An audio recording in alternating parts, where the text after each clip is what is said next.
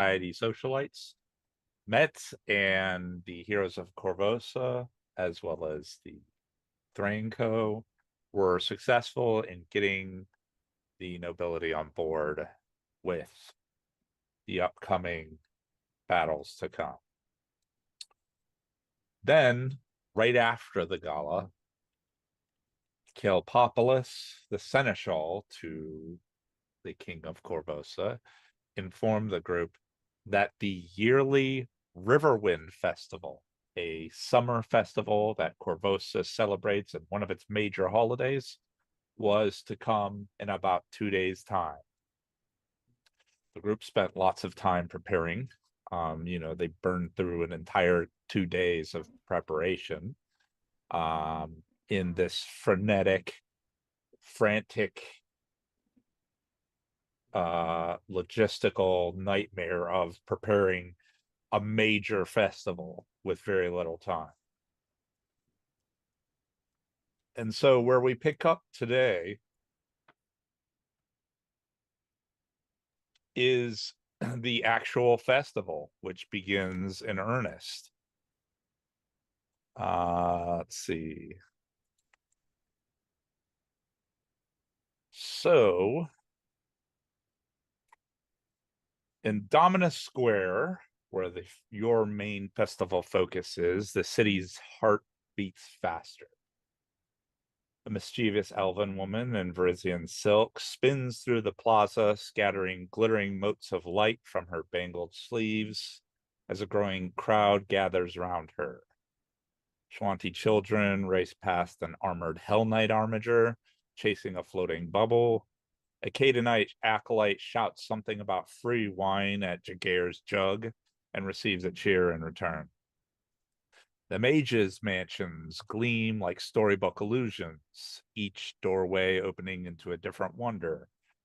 Maze of mirrors, a haunted hall where fake ghosts serve candies that look like eyeballs, and a grand tour of a reimagined Castle Corvosa, complete with an actor holding court in the feast hall pretending to be King Endrin. A bunny, white as snow and suspiciously muscular, snorts steam near the petting zoo fence before hopping off. Beside it, a ferocious little fire pelt cub chases a halfling child in harmless circles. Vendors, already paid by the city, shout cheerfully to passing crowds. Dalavor's Devil Brews, Corvosan Stinger and Infernal Bloom Reserve. One sip, you'll swear a fire mephit kissed you. And get your bullet steak, bullet stew, straight from the beast's belly to your bowl. Above it all, the banners of every district dance in the rising wind. Today, the Riverwind carries more than sunlight and laughter. It carries hope and something sharp beneath it, like the breath before a cheer or a cry. Brianna, we'll start with you. You spent a lot of time with the food, and as you're moving through Dominus Square, you see the fruits of your labor as the festival begins and has been going. You hear fresh to the left, a Chilexian butcher bellows like a theater actor.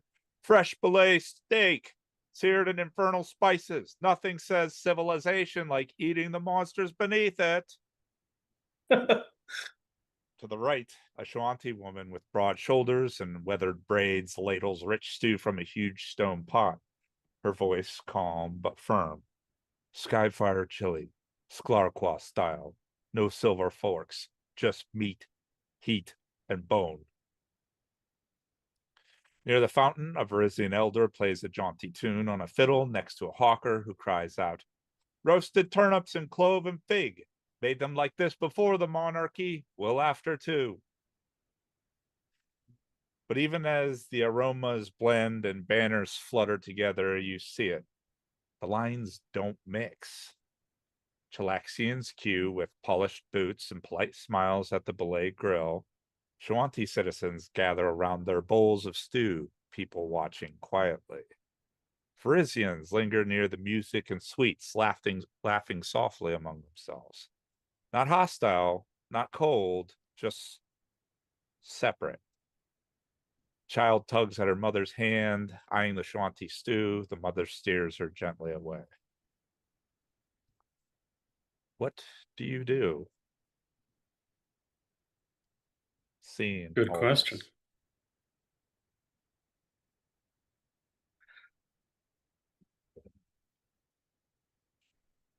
I assume, are Sure. we participating in like running events? Are we running the? We're starting with just kind of you seeing the fruits of your labor and getting a reaction to it, if any.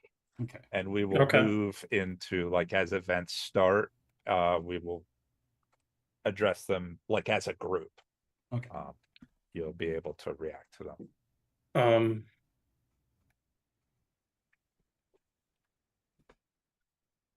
I did yeah, write up notes on the drinks. I just forgot to send them to you. I Tasting think tasting notes and all that kind of stuff. uh, Brianna is going to make a very visible, try to be very visibly trying samples of all the different foods. And like making sure to kind of like if I have a boulet shish kebab or whatever, I mean, just saying, like have it kind of in my hand, so like even when I'm sampling something else, like kind of like and kind of compare the two, but sort of like You're almost dumping like the she's fake kind of dessert talking to into the herself, stew but and stirring it with the kebab and just mixing and yeah, mashing every. but just kind of making sure I kind of try to show people, I guess, by example that hey, the food's okay to eat and it should be eaten, like, and shared. Like this is a thing. It's one of the first steps in trying to break the long systemic tension between the three demographics of Corvus, of which anywhere in Varisia it has been the most contentious here. Right. Sure.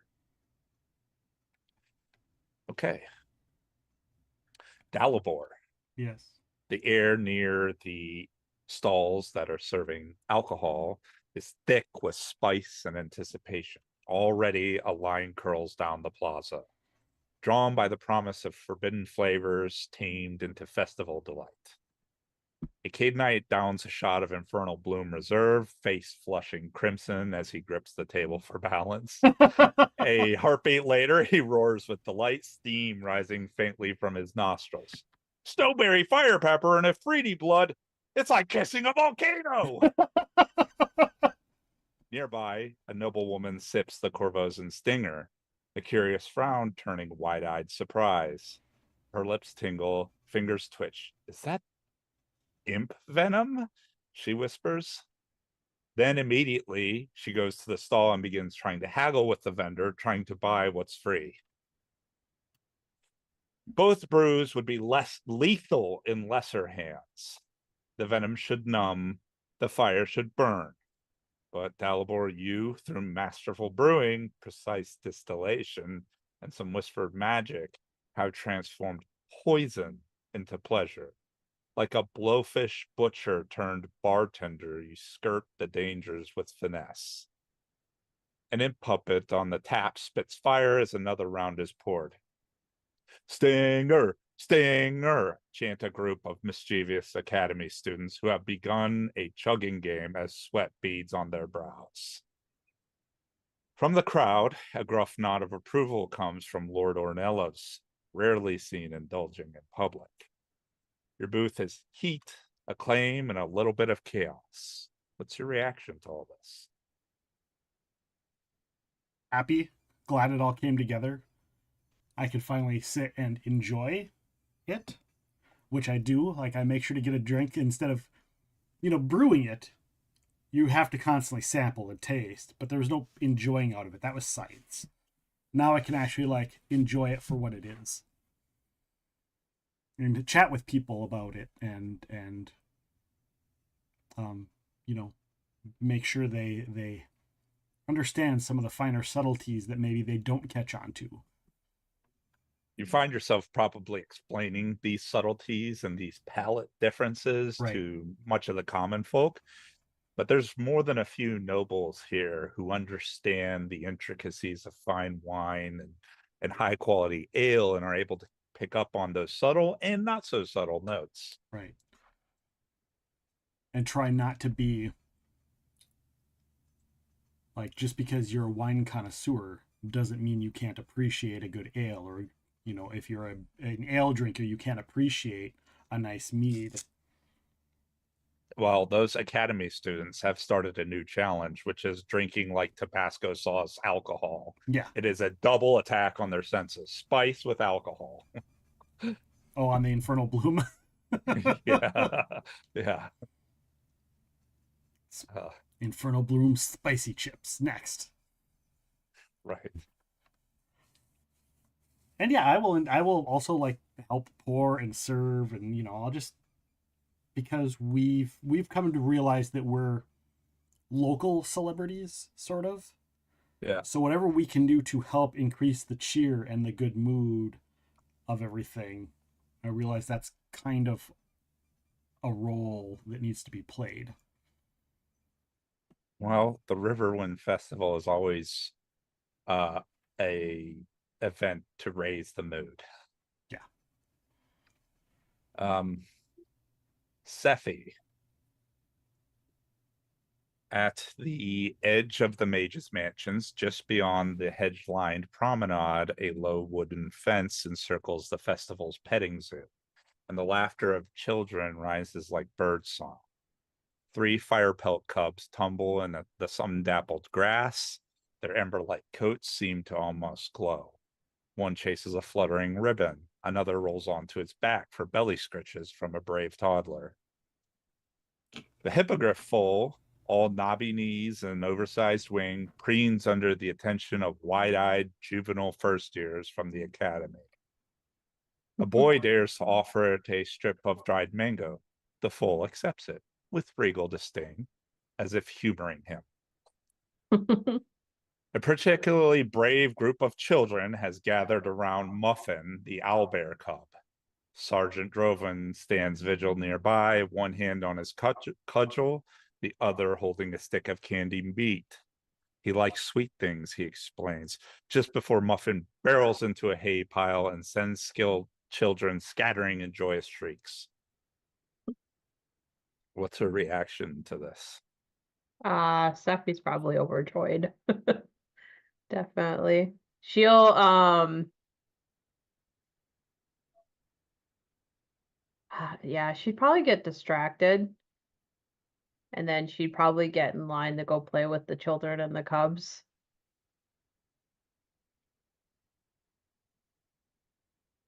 And see if she could. Well, I guess she doesn't want to pick one up, so other children will think that she can pick one up, but The owlbear's probably too big for you to pick up. yeah. But the petting zoo looks like it is a hit with young children and parents. One of the more family activities. Yeah. I will skirt by the bunny cage. Yeah, I'm assuming you would be going to try to find Miles before you did your own investigation. Yeah, because I told him about that. Okay. But I'm also gonna see. She would also look at the hippogriff baby up close Mm-hmm. to see if she could get it to like. Again, she doesn't want to encourage other people to pet it, but to see if she'd get it to like, because it's in a cage, right? No, Or it's in a pen, but it's in a pen. yeah. Are they allowing? They're not allowing people to pet it, right? Like I mentioned in my description, they're like people are offering it food. Oh, okay. She'll try a handle animal to see if it likes her. Okay. Because she hasn't gotten to interact with them.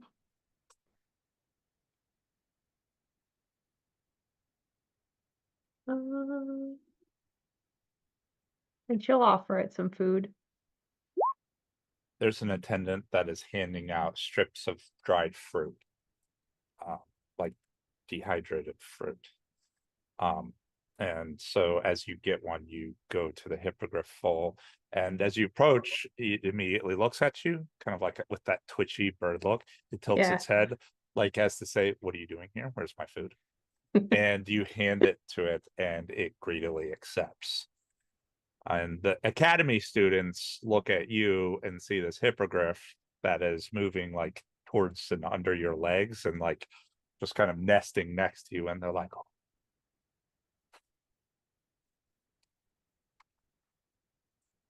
Yeah, Uh, she will enjoy that. and then you realize, oh, I was doing something. Yeah. Miles, we'll jump to you. The archery lanes run like ribs down the side of the plaza, cordoned off by fluttering banners and rows of hay-packed targets.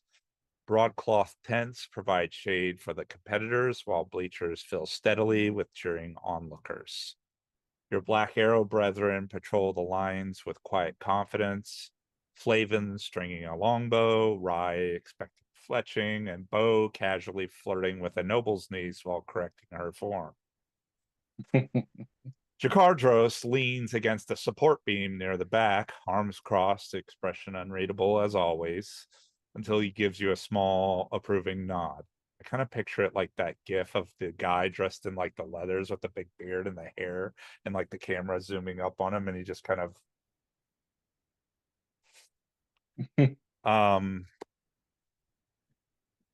high above, where few bother to look, other black arrows move silently from rooftop to rooftop, bows slung and eyes sharp. No formation, no fanfare, just watchers. The competition hasn't begun yet, but the contestants are already nervous. The presence of the legendary Rangers draws whispers through the crowd. Some recognize the symbol burned into their leathers. Others just know these men walk like they've seen war. A Verizian showman tries to hype the crowd with flourishes and cheers. Any reaction to all this? Probably just soaking it in and just watching the people's reaction to the arrows, just to kind of gauge what their mentality is for the organization that I'm at the top of right now. Make a Just to sense see motive. if I think I'm good at that.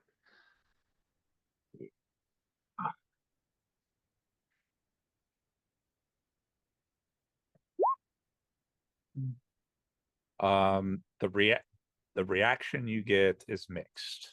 Lots of gossip, some ignorance, and a lot of curiosity. Um, people are gossiping about their presence here. Hmm. Hmm. Hmm. What kind of gossip? Um, the best I can describe is it's like Berserk when every new army is shown and they're like, that's the holy tigers, or that's the purple rhinos, or oh my god. It's kind of a big deal. It's like that's the black arrows, and another person is like, aren't they criminals? What are they doing here? And another person is like, I heard they got wiped out by ogres, so they must be new recruits. Well, just to prove a point,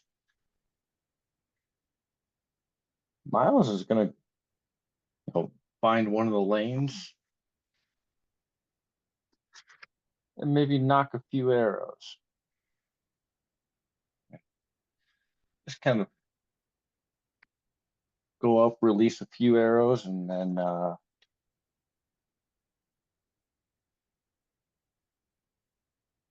more or less challenge people to try and split my arrows themselves?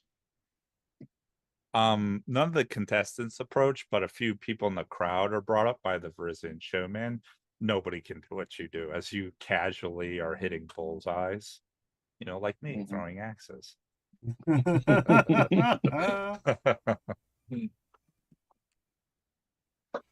Yeah. Yeah. Naveen.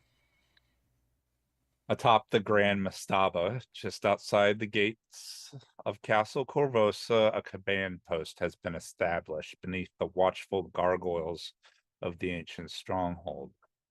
From this elevated perch overlooking Domina Square, the scale of the Riverbend Festival becomes clear.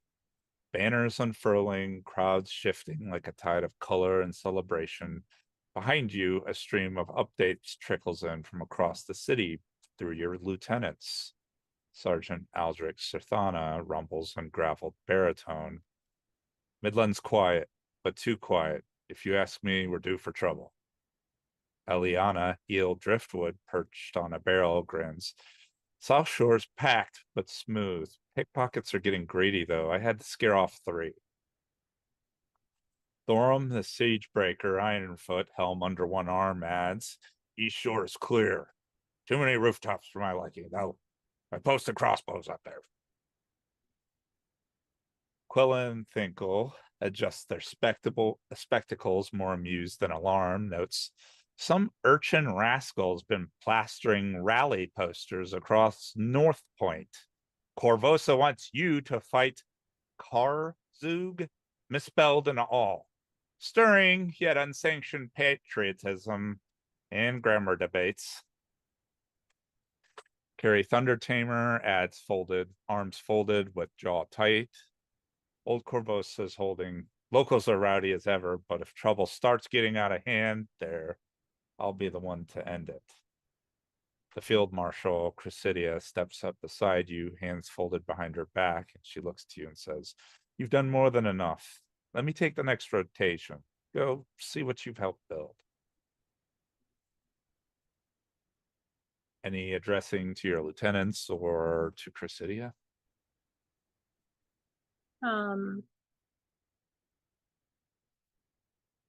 Turn to my lieutenants and say, good work. It's a long day ahead of us, but make sure you take your time to enjoy the festival as well. You earned this. And I'll turn to Chrysidia and say thank you. Should I tell Dalibor where you are? She says, if he wants to bore himself up here, he's more than welcome. I'll let him make that decision.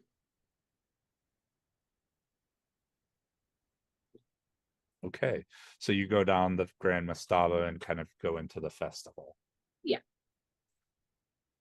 Arabella, Ah. the northwestern end of the square has transformed several buildings into gateways to magical mansions.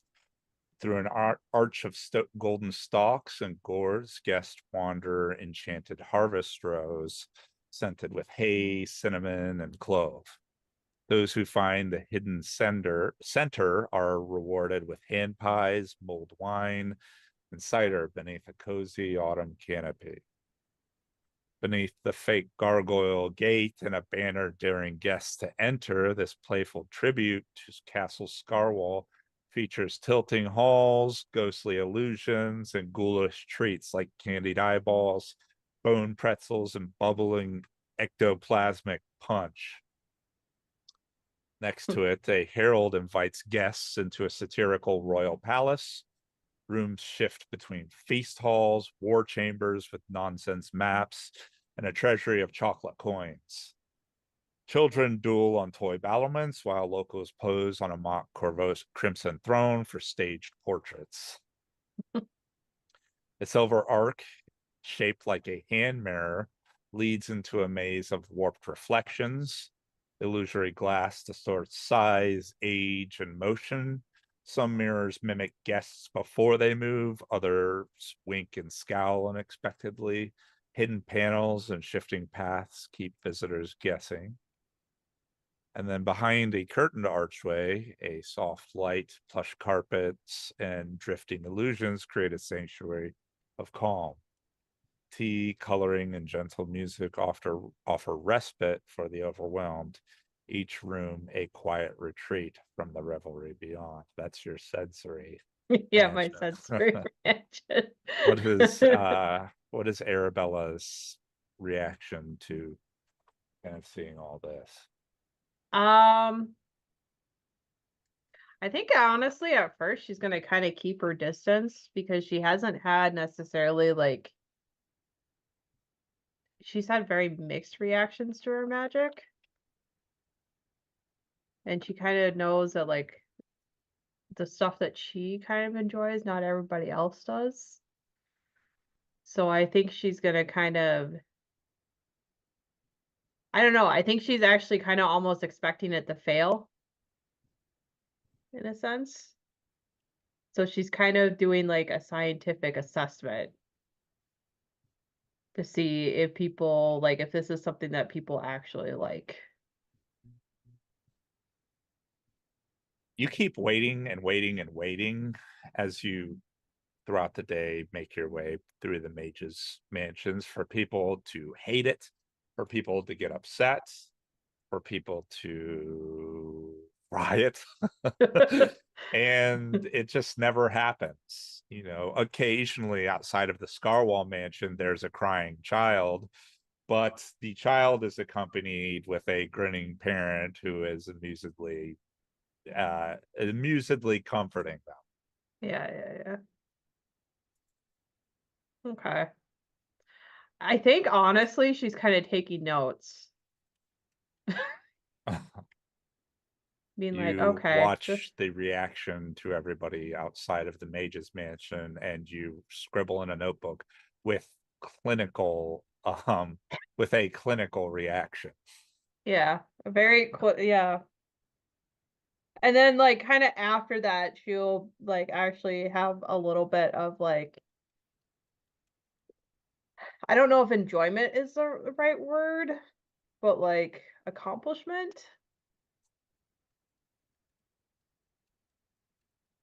Probably accomplishment mixed with enjoyment or just like not sure even what that feeling necessarily is. Are there people taking advantage of the sensory room? Like I think she'd be hyper fixated on that. It's probably the place where a lot of the crying children end up, like they go from the haunted house, haunted Scarwall to the sensory room. Yeah. 'Cause that was the one mansion she really pushed for was the sensory mansion. With like the fake books and stuff. Yeah. So she'd be like, I think she would take a Shawnee through that just to like prove, see? Well, as you all sort of enjoy the fruits of your labor, you eventually filter towards the center of Domina Square. Everybody heading, all of you heading in there or there at some point, and you kind of see each other. And as you gather, you can see Sethi and Miles are a little nervous, and they have something to share. Go ahead with.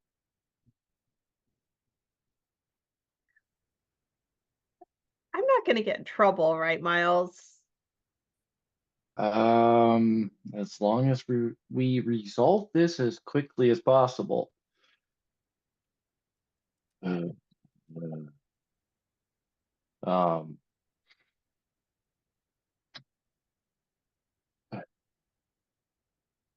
Snowball ran Yeah. away. Ran away might be a stretch. Well, Snowball escaped. Yeah. Miles will just have that nervous look on his face, like, oh, this is gonna go poorly, and it's my fault.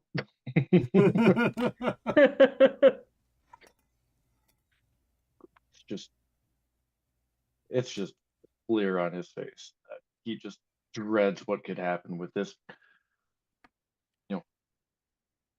rabbit with absurd strength could do. Brianna, I don't know if you've ever heard about Snowball, have you? I don't think so. I don't think he was there I for don't that. think so. Yeah. So you see, there's kind of a reaction from Dalibor. There's a reaction from Nabeen and Arabella. Oh, did we Yeah, all come Arab- together at a location? Yeah. Okay, I Yeah, missed this that. is when you all have gathered together Okay. that they're Yeah. saying this. But you see Brianna just kind of, she like reads the room, but I guess you don't have really context. You're out of your element, Donnie. So what you're saying is our test subject, ancient rune giant in rabbit form, is wandering around the city somewhere, Yes. potentially just waiting to be picked up and turned back to normal. Well, no, Snowball's a bunny. And bunnies aren't very smart. So Snowball's just doing bunny things. wait, Yeah. But an academy student can could you run go across back it and to be the like, "Hey, a part new about familiar." Yeah, but Snowball's a little bit temperamental. And But that's yes. what I'm what's worried a about. rune giant?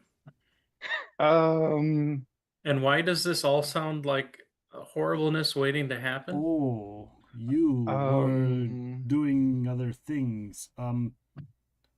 Is there anybody else nearby us? Is this like a Yeah, Private? Arabella will be like, It's I mean, it's not private, and people are looking at you, but you're kind of like herded together so you can protect your conversation a little bit. Yeah. um, I just look over and be Mine? like, yes, it's due to other things, big picture things. And then I, Uh-huh. and wink, wink. yeah, Arabella will be like, hang on. And she'll start casting telepathic bond. yeah. Oh, this So might now be you good for just- today. There's the tall people who are going to be visiting Larissa pretty soon. And then once they're in the mind link, Steph, you'll be like, except that rune giants are like 40 feet tall. Very tall. Yeah, and once we're in the mind lake, it's like, yeah, it's Karzug's like big forces, personal, private, genetically created, alchemically devised things that nobody's been able to duplicate in millennia or however long they've been around. And you have one turned into a rabbit? Yes, but Snowball is well Yeah. trained. When And what- was the last and- time you saw Snowball? Can we scry Snowball? Wait, I look at the casters. I'm like, can we scry it? You don't have the rabbit anymore? No, Snowball kind of just escaped. I think I had him yesterday. I'm pretty sure I had him yesterday. Yeah, I don't know. She just told me that Snowball's figurine was gone. And that was instant worry. I mean, know. yesterday was very chaotic and I had to like do the planar ally and I got together the petting zoo. I think maybe Snowball got mixed up with the other bunnies. So that was my first thought, was to go to the bunny pen and look for Snowball. Let's speak a little bit for Arabella, Brianna, to give you context. It's told to you that Snowball is a bunny rabbit with the strength of a blue whale. Yeah. Damn. Now we have to explain what a blue whale is to Brianna.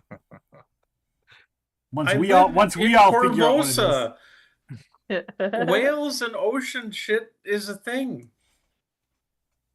That's true. Yeah. I mean, I mean, I'm in a you've met- seaport town.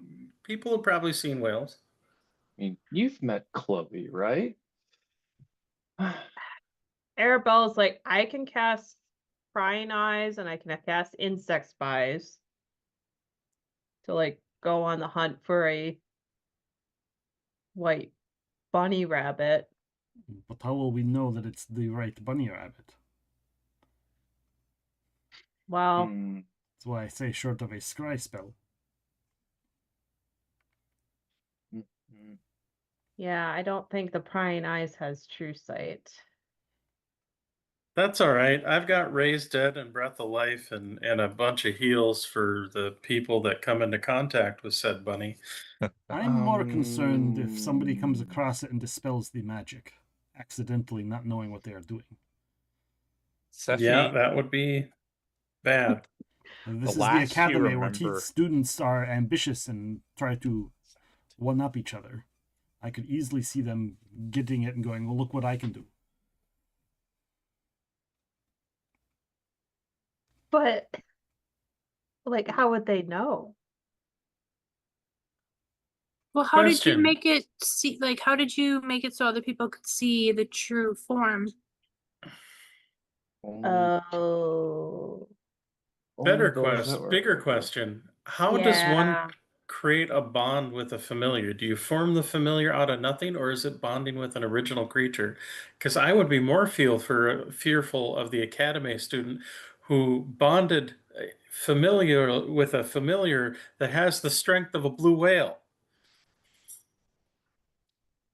Mm, Uh, yeah, Arabella would speak up and she'd be like, well,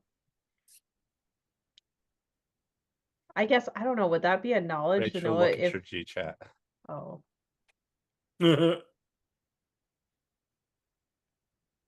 uh, okay. So Safi will kind of interrupt and say, so the petting zoo is where I've spent the most time. So if we want to start there, maybe? I mean,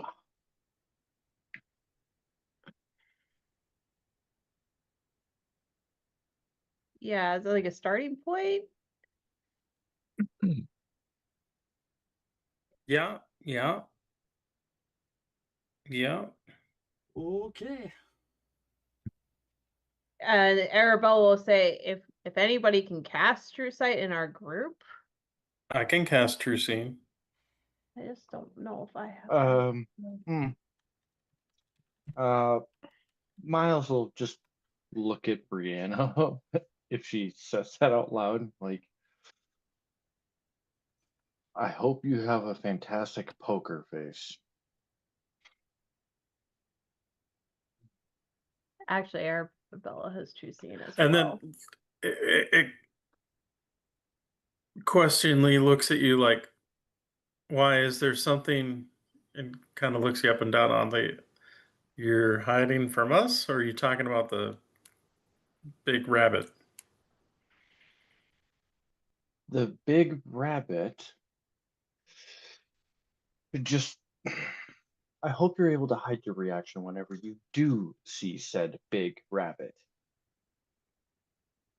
Do you have where do you keep the rabbit normally?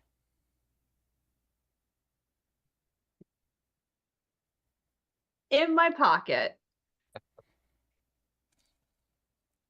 Is it extra dimensional space or just in your pocket?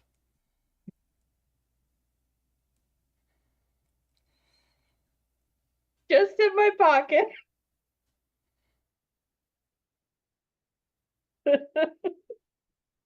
Because I don't, because like in case I need to pull them out. So it's possible somebody stole it from you. Well, that's not very nice. It's just a little figurine, but yeah. Welcome to Corvosa. Do you think I will look at Arabella? Do you think in the transient properties of the item turning from an item into a rabbit, it will carry with it its same material attachments such as scent? Are you talking about from the rune giant to the bunny rabbit or from the bunny rabbit to the figurine? I'm talking about from the figurine to the bunny rabbit, i.e. the scent of Sephi's pocket.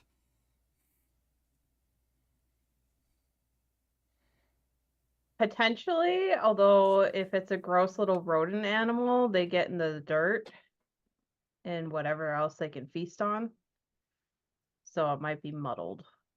Yes, but and tracking via scent Yeah. with some of the best trackers, I will look at Naveen and go, if I gave you the ability to have scent, do you think you could track it via scent with your skills of tracking? Miles, I'm not sure your tracking skills either, but I could get you one as well. That would be useful. Worth a shot. It should Arabella last will the cast. remainder of the day. Arabella will cast True Sight on herself. Okay. So you'll need to move quickly because that only lasts a minute a level. Oh, I thought True Sight lasted longer. I will give Naveen a extract of Bloodhound, which will last an hour a level. And Whoa. I will also give Miles a universal formula, which will duplicate the Bloodhound. Miles and Naveen, suddenly the food stalls smell even better. Ooh. I will post the link to what Bloodhound does in the chat. There you go. I'll also put it in the stream, so in case anybody watching is curious.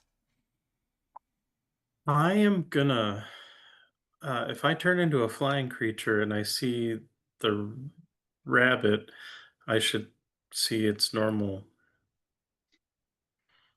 size, right?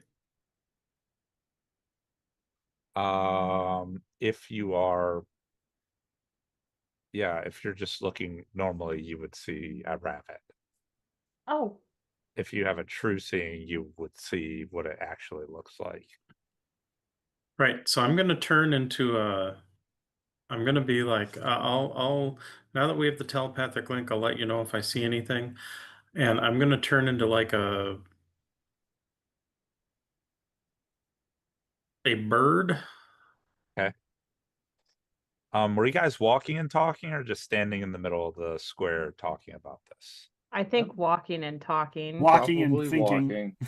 So you guys Walking are and- at the petting zoo now, if you were walking. Right. I'm gonna start. I mean, I guess I'm gonna start there, but I'm gonna fly up so I can kind of look down and look for, well, effectively a 40-foot giant. Roll a perception check. Oh, because you have to say. That's a good point. It'd be Yeah, hard to or miss sorry. a 40-foot giant in the middle of town through True Sight. Let me rephrase slightly. I cast the true seeing spell, then I turn into the bird, then I go. Do you have a limit on your range of vision? Yeah, 90 feet. Well, 90 feet dark vision, that's about as far as I go. Okay. So I'm just going to be like 20, 30 feet up. Okay. And I'll just kind of go in a spiral. Roll a perception check. Yeah. Brianna's perception. 2024. For other players, I don't think Arabella's ever actually seen the bunny rabbit. Okay. Right? Or In have we? In the throne room. We all saw it in the throne room. We did. Okay. All of us except for Brianna.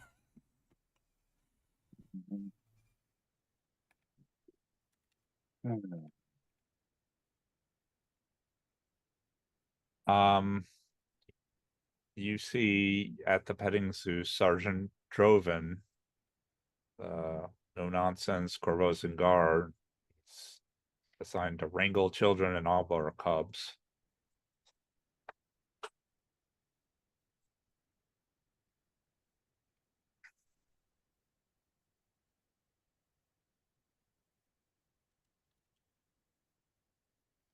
He just looks at you and he nods and then goes to doing his job.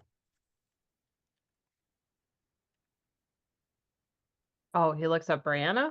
He just looks at you guys. Brandon's a bird Oh, flying above. Sorry, I thought you were addressing her. Sephi will actually go up to him. Okay.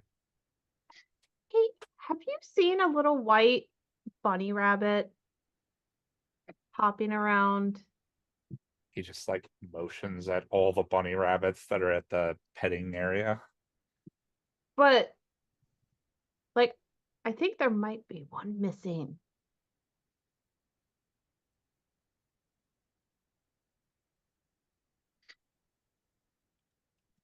I'll go look. I just wanted to make sure you Whoa, haven't. stop. This is my petting zoo, and I need you to be a little more specific. Which one is missing? Well, it's not. It's a rabbit that I had that I lost, and I think it might have gotten mixed up with your bunnies. Oh, this makes a lot more sense then. Uh-oh. I didn't want to bother you with nonsense, but I found a bunny this morning. Big thing, odd eyes, not on any of the lists. I figured maybe summoned it or something, forgot to say, so I put it in the spare pen. It's this way. Oh, okay. Yeah. Wow, that's such a relief. In the mind You link, fall. make sure it's the right one though, because before we stop the search. Do you follow him? Well, Yeah, I do. Is Arabella's what about everybody else? What do you do? Arabella's definitely following too. well, Miles is following, but he's in the mind link. He's just kind of like, you put it in a pen. Let's just hope he didn't literally break out. I'm gonna stay outside. I'm gonna go check out the hippogriffs because I actually haven't physically seen them myself yet. Yeah, Same, so I was you gonna stay outside. I figured it'd look a little weird if all of us The went to try army. to watch you two bunny rabbit. are looking. Dalibor, you see the hippogriff kind of like I described before. So there's people like you can feed it mango strips and stuff. Yeah. Those that go inside, as you think this, Miles, Droven leads you to a small cordoned area behind the zoo stalls. There is a metal cage that has been ripped open. The iron bars are twisted like pretzels, one fully bent into a loop.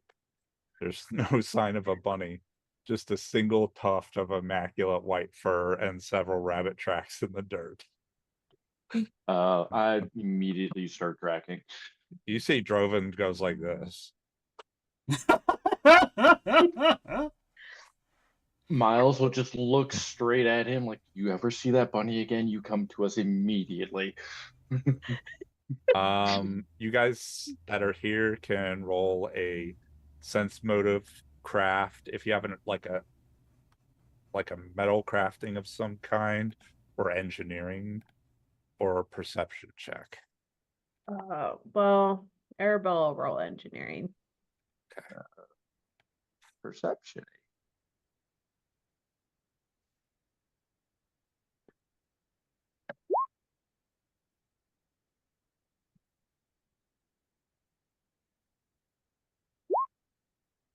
Okay.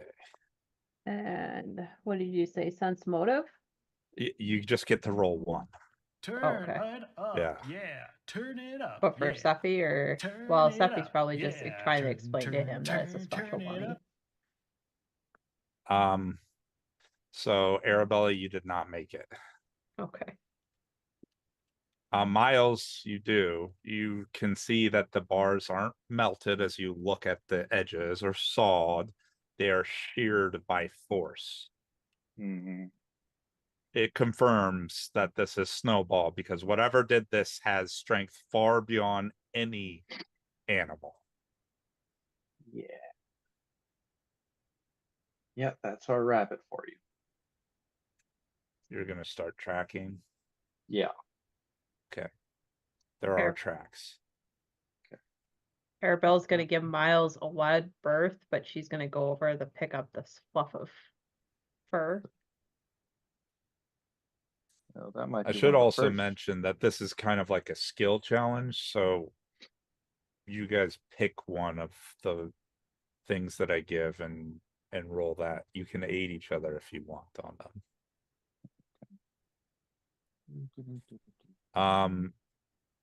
Brianna, Miles, you start tracking Brianna. What you see is you don't see the bunny. But what you do find is you see a vendor who is animatedly arguing with a city worker near a shattered produce cart. Okay.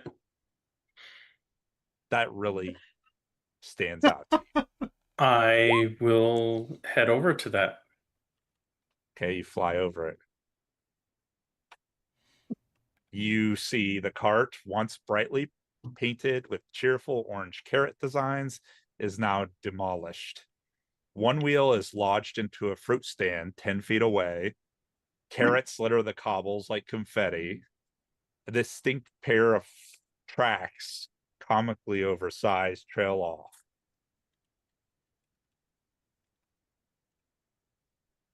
Either this vendor doesn't know its own strength, or I'm guessing the rabbit went through here. And I give a brief mental picture where that's at. Do we know where that's at? You know whereabouts where this cart is, yeah. It's And off of I'll give Domino a- Square. It's it's in one of the alleys of the square near you. I'll ask in the mind link. What is the way to activate it to turn it back into a little statue? You have to recast the carry companion spell. I have a wand of it. Oh, so unless we have that, we are not going to do well. Start take off running towards where Brianna Yeah. told me to go. You start dashing, Miles. Everybody makes it there. You see what I described with the vendor? You see a young Verizian merchant standing there fuming. He's yelling at the city worker. He's like, I was setting up early, just stepped away for a moment. I come back and look, and it's like a drunken elephant danced through my stall. Except there's no dents, just one clean smash right through the axle. Like it got punched by a titan. And all it took were the carrots. Huh.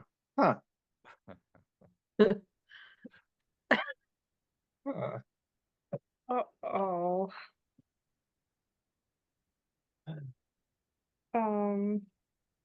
Well, at least Essentially, for this skill challenge, you need to get 3 successes before 2 failures. Mhm.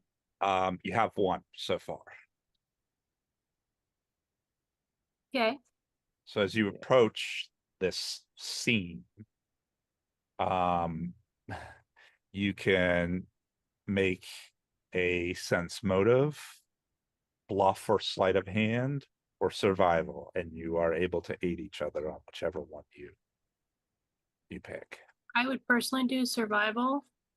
I would like to aid whoever's doing survival, because I figure with the bird's eye view, I can help communicate. Okay. That just Yeah. seems to kind of make sense to me. I'm gonna try and Ooh. clean up the mess. Okay. So sorry, yeah, but it'll ma- be like I Who do you tally in want my mind helming? how much damages it was, and I'll probably just end up paying him for the damages and a little extra. Who do you want helming this check before you roll? Well, probably we're doing survival. You'll get your bloodhound if it's Naveen or Miles. Yeah, I Okay, would say so Naveen or if it's- Viles. if it's survival to track, then like I know I'm really good, but I don't know what Naveen's skill level with tracking is. Is Naveen all urban ranger? Yes, and we're in my favorite town. I'd say go with Naveen. Okay. So Miles, That's I'm sure that's my vote. I don't know. Yeah. Miles, I'm sure you provide an auto aid. Oh yeah. No, that Should I roll I add made in the earlier. aids, or are you gonna? I will try to have Sephi aid. Whoops, that was not my. This is without any aids. The first roll was my 28 to aid. Oh, okay. Never mind, you don't need the aids. You don't need the aids. Okay. No, you Yeah. don't need the aids. But we help anyway. But they help anyways. Looking around Naveen, you see the bunny tracks continue through an alley, looping through a market stall and hopping over a fence with noticeable impact damage on the top of rail. The stride and weight distribution confirm it is a quadruped, but it has the impact of a horse on these surfaces. You are on the right track. It went this way, guys. That is 2 successes. I will pay the guy 20 gold, 15 for the cart, because that's the cost of a cart, and the other 5 should cover the cost of produce plus whatever he would have made for today, and then some, and tell him to go get a drink. Blessed be Abadar, happy Wind Festival. Okay. You do a little bit of cleanup. And I'll grab an Following the- apple and take it with me for the walk. Okay. Because I'm just following. I doubt I'm going to be super helpful other than, like, you know, I've given potions to help. I don't know. Yeah, right. Yeah. You follow the trail. There's actually a trail of mangled carrots and twisted fencing, and it leads you to one of the mage's mansions, specifically the Oh. Castle Corvosa replica, where festivals goers wait in line for royal portraits. You see one of the actors waves over urgently at you. Arabelle will go up to them. Okay.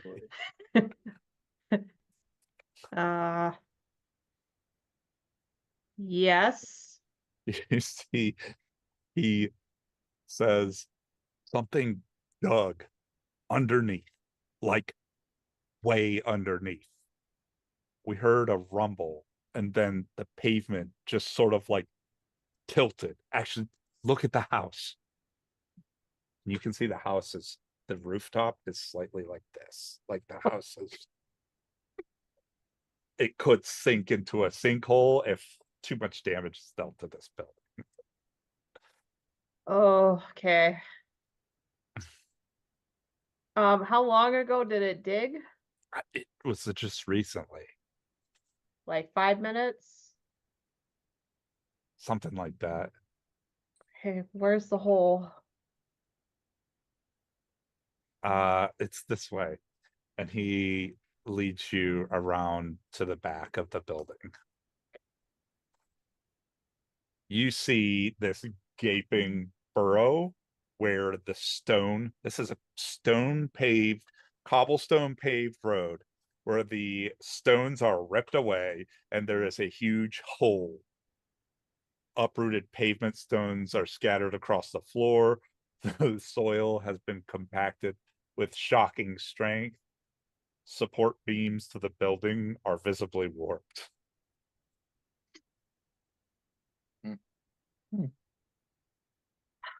Delabar, I think you and I need to take a look at the building. Okay. I mean, do you have knowledge engineering? I got a little bit. I do not. I mean, my survival is Oh. better than my engineering. Riverwind Festival music is also going. Yeah, oh, in the background.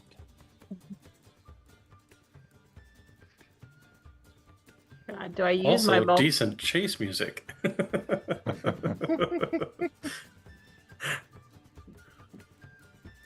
I think I'm going to use my moment of prescience for this, Okay, even though So that you makes can me make- kind of sad. But there's an engineering role you could make, or profession minor if you have one of those two. Perception, or a choice between handle animal or diplomacy. Pick one Oh. of those groups, and everybody collectively can aid as a group, with one Okay. person leading. Safi has a 24 handle animal, and I know Naveen also has a very high handle animal. No. This song is for Snowball. I have Sure handle animal. don't. Obviously, I have a good diplomacy, and depending on the circumstances, might be higher. Yeah, I mean, For Yeah. whatever it's worth, if I can aid, I got a 15 on my handle animal. to Okay, aid. well, people need to pick which one they're going with Before first. we I guess Oh, sorry. You have to pick before you roll. My apologies. Oh, good. I have a 26 diplomacy with my staff. So I'd be diplomacy would also The Drake's Mark would work for this too. That would put mine at a 20. My diplomacy at a 28 with the Drake's Mark. okay. Maybe we do diplomacy then. Yes. well, Miles has a 42 perception, so Oh, Damn. yeah. So that's like two of us having perception, but without Yeah. without the aid another. Right? do you want to do perception? And that's Naveen's got a good One perception leg. too, if I recall. Safi and Arabella do not. And mine's okay. It's nothing special. Like I could aid. I think Like I think can my aid base without per- rolling. So I mean, I would aid either one. mhm. I mean, Miles is probably just automatically still just actively looking for the damn thing. So in either way, he's aiding. But perception is definitely his forte. You Okay, and going we with the can. perception. Yeah. I guess Yeah. perception it is. Everybody who auto aids and who has to roll. Auto aid. Auto aid.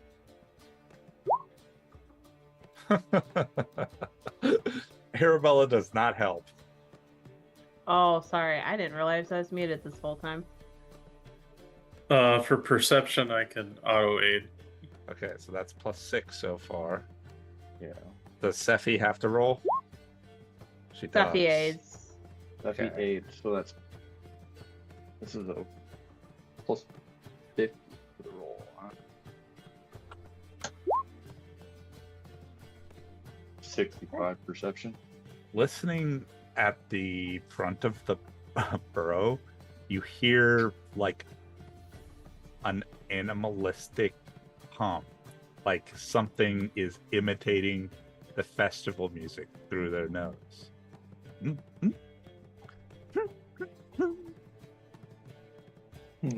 It stops the moment any of you speak.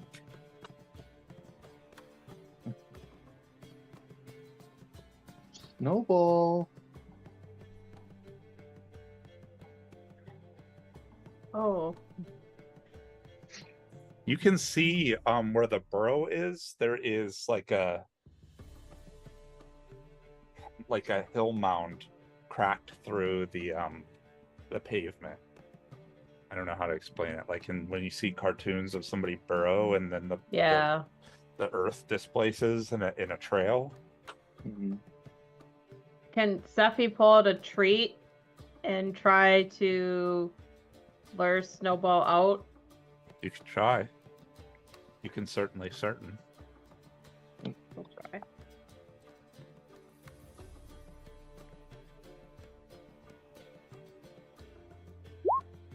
Whoa. You know that either he is not there anymore in the burrows or he does not see your handle animal.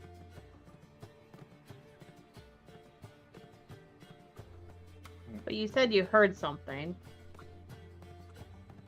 I definitely heard something thumping along to the music and then stop.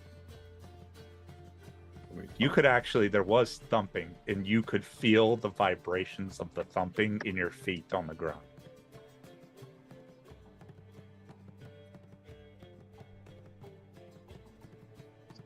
But the Thumping along. burrow earth indicates it has moved somewhere.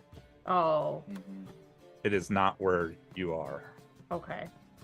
So we should follow the burrow.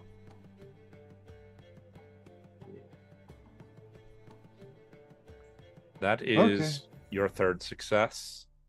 The burrow leads along after following the trail of carrot carnage, warped metal, and cavernous burrows.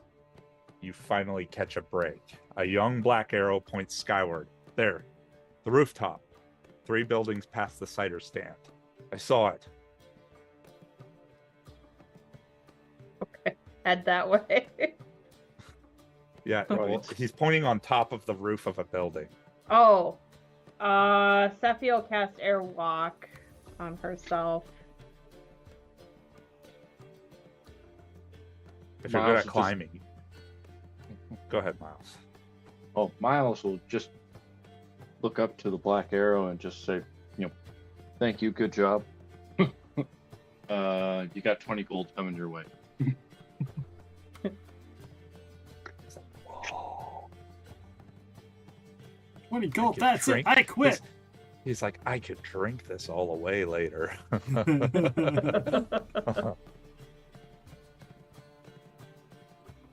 So, how Just are people climb up? getting?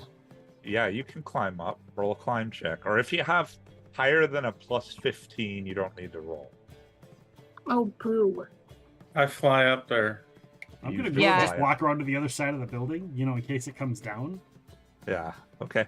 or it goes a different direction, or if it, whatever other reason. Arabella has overland flight, so she's just gonna fly. Naveen, you climb up easily. Arabella flies up. Brianna flies up. Dalibor is watching along the sides of the building just to see if it jumps down. Miles? Miles is going to do the same thing as Dalibor, actually. Okay, so one of you get one side of the building and the other get the other side of the building. It's abutted to another tenement next to it. So if it jumps off, it has to be one of the 2 ways or the way you came, but you're each at a corner so you could see any direction it goes. It could also run to the next building, but the people up there would also see it. Yeah. Those who were going to the rooftop, you see Snowball is perched atop the modest tenement overlooking Dominus Square. From the street, he looks like an ordinary bunny. However, as you get up there, you can see he is methodically ripping up shingles with his teeth and absently dropping them into the alley below. He seems fascinated by the noise they make. Each chomp causes the roof to groan.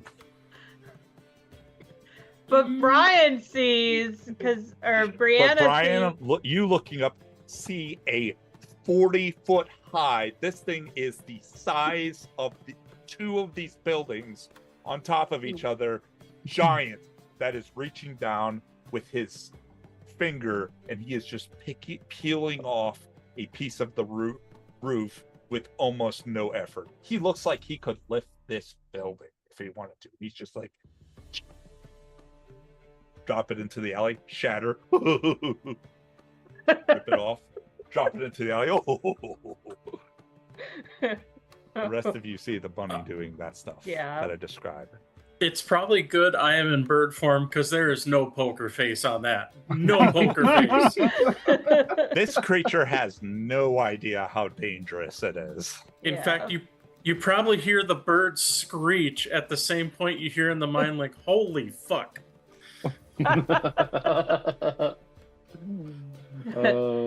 Meanwhile, I'm down here dodging shingles. Yeah. Yeah. Yep. Steffi's Miles gonna in the like. back. Oh, go ahead. I was just thinking, like, Miles in the back of his head is thinking, "Ooh, target practice." So, if you want to approach, there's a couple different skills you could roll to secure Snowball. You could make a stealth check to try to quietly approach him from the sides without startling him.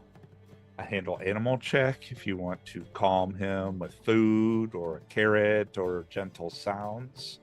Or you could go a magical route using spellcraft or use magic device to safely capture him in a containment spell. I mean, Sephi has a 24 handle animal, and I think Arabella might be able to Arabella would auto aid with that. I mean, I could also do a spellcraft. But I feel like that's an attack on him. And maybe aid with a handle animal. Okay. Let's go that route. I'm assuming it's just the people on the roof that can aid. Or can everybody? It's a skill check with everyone. The people below can't helm the skill check, but they can aid. Okay. You said you're doing the handle animal? Yeah. Vivian can I aid. can try to aid. Oh, I aid.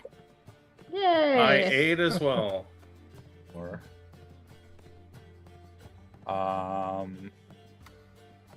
Miles Dalibor, are you able to aid? Does Not it count on a if I'm handle not up there animal. with them? Yes, and you will want to aid because failing this will yield catastrophic results. Oh no. We're doing what, handle animal? It Yeah. is handle animal. Miles is not able to. You are not able to. No. Just barely able to. That's a +2. Okay, so that is 6. Oh. And of course I rolled my nat 20 before. You did. Oh. I have an apple. Would you like an You're apple? 30. You want an apple? 37. I will. Oh god, where did I put my reroll token from last night? I'm just gonna say you had it last night. Yeah, just finding it. It's not under your laptop, is it? No. Well, maybe. I know. Find it quickly, because we gotta keep moving. Can one of us give up ours? I would allow that. Okay. I've got mine. I've got mine right here. Here's mine. You can use mine. Okay. Jesus! Oh. Really? And I had rolled a nat 20. Oh, I got one. Okay. I'm taking it. There we go. 48. Just because there are so many rerolls. Initially you're trying to approach him and he seems pouting. And he thumps once. And you see the entire building.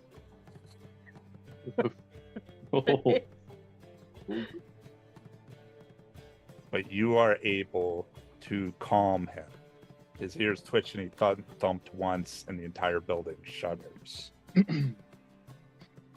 You're able to calm him. You're able to put him back into the carry companion. A second thump would have collapsed the entire building. Yeah. Ooh. I'm gonna find my reroll so that if Dalibor or Holly or Naveen needs it, I can give it to them. Yeah, typically I don't think I usually let that, but I'll let it slide this time. Yep. Miles in the Mind Link will definitely say we should keep him somewhere more secure. Maybe we put him in my bag of holding. Yeah, that sounds fair. Although I think it's good for him still to get out and get exercise. Not in the middle of town. Okay. Crisis averted.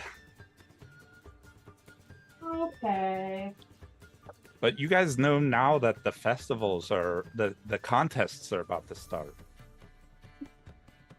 Oh, Which ones are we judging? Who's judging? Are we judging? I know we talked about us judging, but I don't remember if we were judging or if we put all the judges as other people. I think I Naveen is judging the dueling contest, and I think Miles is Doing judging the archery. part of the Yeah. archery. Yeah. yeah. I can't remember if I said I was going to have Jacardros do that or not. But The battle either of way, the bands has not started, but you know the dueling contest and the archery ones are underway already. Yeah, I'll be heading to my archery contest. Let's Okay. see what kind of promise You there have is time there. to hit up both of them if you want to as a group. Yeah, I'd Stephanie for would sure- have both. I'd for sure go to the archery one before heading to the dueling. Okay, the archery one is closer. Sounds good. Let's head over there.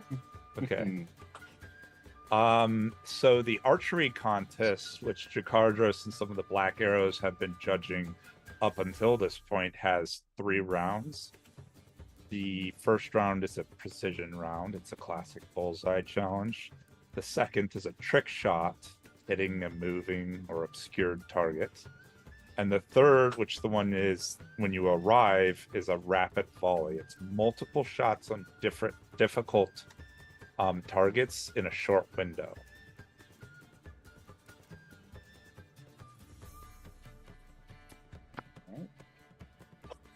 Let's see.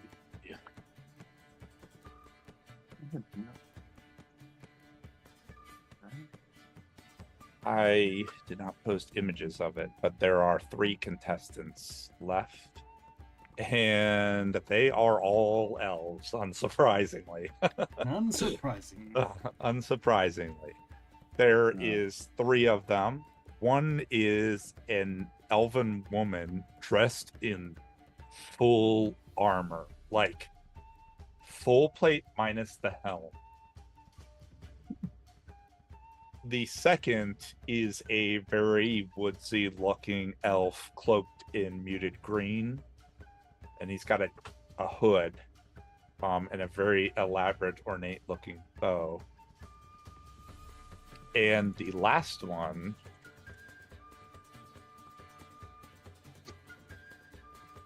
I will post a picture of. Looks like this. Oh. That looks familiar. Oh, Oh.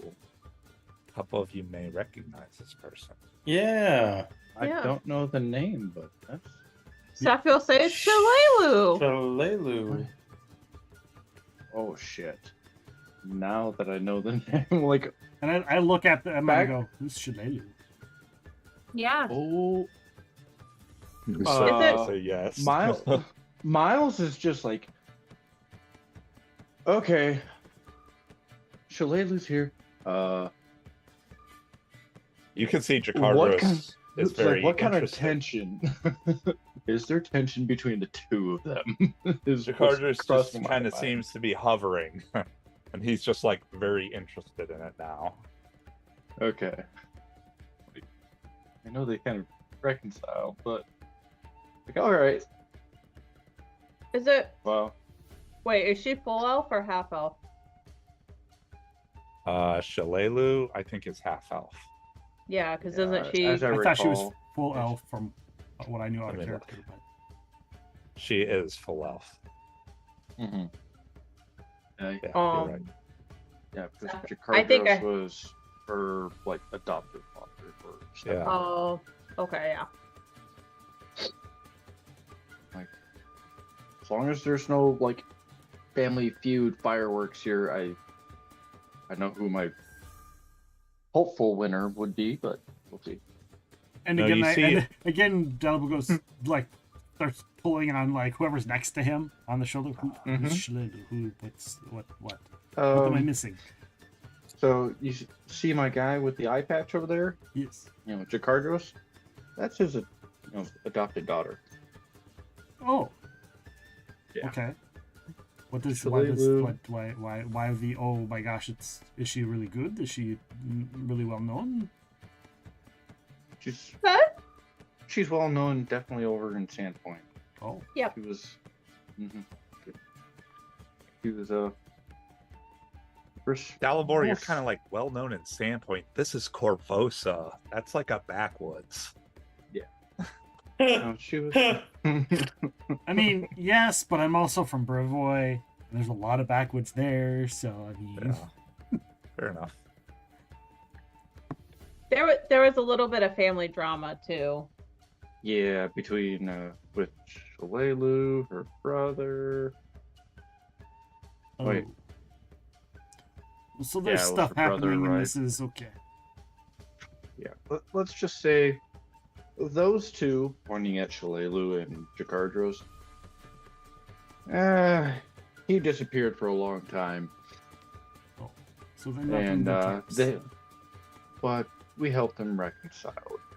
Oh. Good deal. Well, hopefully this boons well for us, because 2 good archers could help us. Yeah. So, as you approach, you can see the crowd hushes as the last round begins. 3 targets pop up in staggered formation. 1 is far, 1 is high, and 1 is shielded by a turning panel of smoked glass. The signal bell chimes. Tessara, the woman in armor, moves first. Her stance is rigid, mechanical, and devastating. She shoots 3 arrows, each which stud dead center before the echoes fade. She lowers her bow and walks away before the final target finishes spinning. Next, Shalelu and Osana steps forward. The wind picks up, fluttering the ribbons on her quiver. She doesn't blink. 1 breath, then 3 shots loosed in a smooth rhythm. The first splits a bullseye, splitting Tesaro's arrow. The second catches the airborne disc in a perfect arc. The third curves in mid-flight like wanted bullets and strikes the hidden target. You hear the crowd gasp. And then, finally, the Green Warden, cloaked in muted green, face shadowed beneath a deep hood, he raises his bow. No arrow in hand. Instead, his fingers shimmer, a faint glyph. 3 arrows shimmer into being, already knocked, summoned from thin air. He fires. The first disappears halfway to the target and then reappears behind it, striking clean from the rear of the target. The second splits in 2 mid-air, hitting both edge and center of the target that is high. And the third pauses impossibly in mid-flight, then falls like a falling star, pinning a gold coin somebody had placed on top of the target to its top edge. The plaza erupts in applause, whistles, and awed silence. 3 archers, 3 styles, 1 forgettable finish.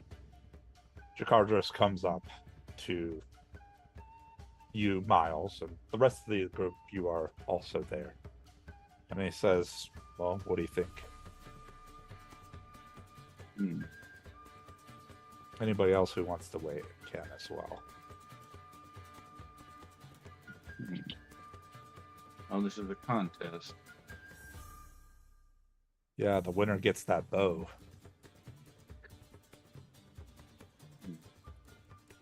I just get some steak on a stick and watch, because I've done my work. I spent 2 days without sleep brewing. I'm going to enjoy the festival. Unless I need to do something else. Well, the last one was certainly very flashy. Yeah. Arabella will be like, I think you should go with that one. Yeah. In a contest, being able to connect like so, as such, and Or- being very flashy. Actually, Dalibor will have a multiple. Or we could have him do another round with normal bows without magic.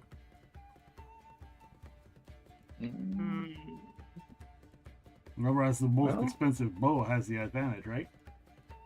Oh, we haven't really prepared a 4th round, Jakardros says, so I don't know what we would do. Closest to the bullseye? Most bullseyes? Well, Jakardros, what are you and what am I? I think we should pick one of these 3. Mm-hmm. Yeah. I got an idea. Yeah. First off, what would you say is a decent distance for the arrow? For this contest?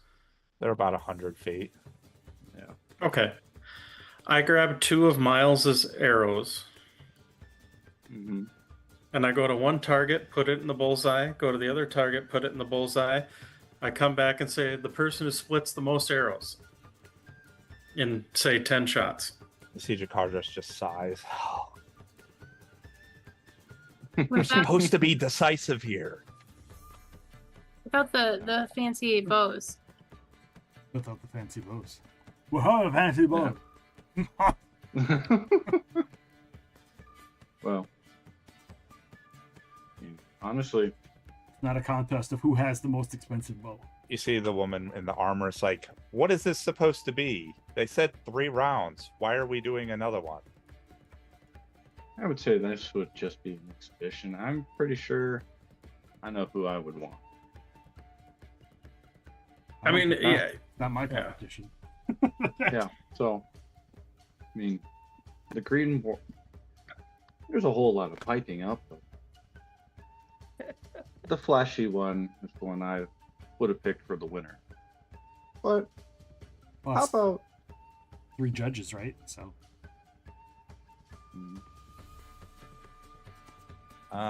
What did you guys pick for the judges on this one?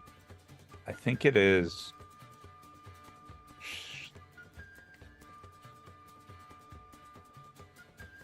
Jakardros was the main judge, and Miles was also a judge, listed as a judge that was going to help. So there's 2, 1 before now. Yeah, so it's really up to Miles and Jakardros. He looks nervously at Shalelu, and he's like, I feel like I'm a bit biased. you're not the only one? But I do believe between the technical skill and the fact that it was a very flashy shot, I think the Green Warden should take it. All right, we have our winner then. You see, he tells the Varisian showman comes up and it's like, which one did you pick? He's like, we're going with the Green Lord. The magic just really sent it over the edge. You see the Varisian, the showman just announces it to the crowd, and people are cheering. You can see Tessara, the armored woman, just kind of huffs and storms off. Shalelu just shrugs, and you see the Green Warden, who won, still has this impassive mask of a face as he takes the bow that is his new prize and the money that he got from it.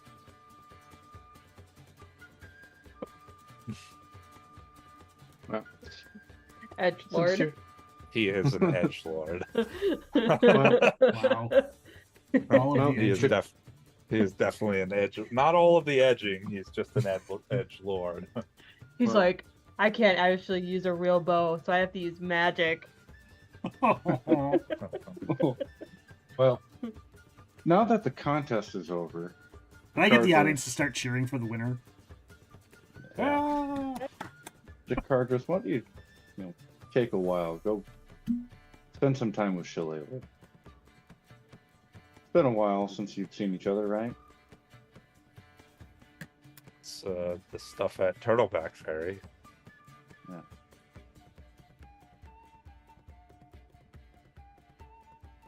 Right. Take some time to says, get caught up. Okay.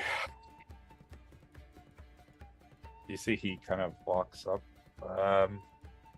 Hi. You want to go try the drink stands? She just kind of smirks and starts walking with him.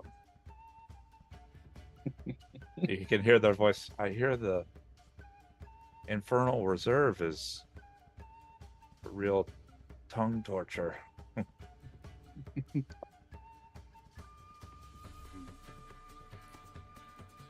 In a good way. Naveen, you got to get to the you've got to get to the dueling tournament. Yeah. It's a the prize is a tuition at your academy. It is. You guys arrive. The dueling tournament is has been long underway. There's been a lot of things going on in the festival, and you see it is now narrowed down to 2 duelists. The finals match.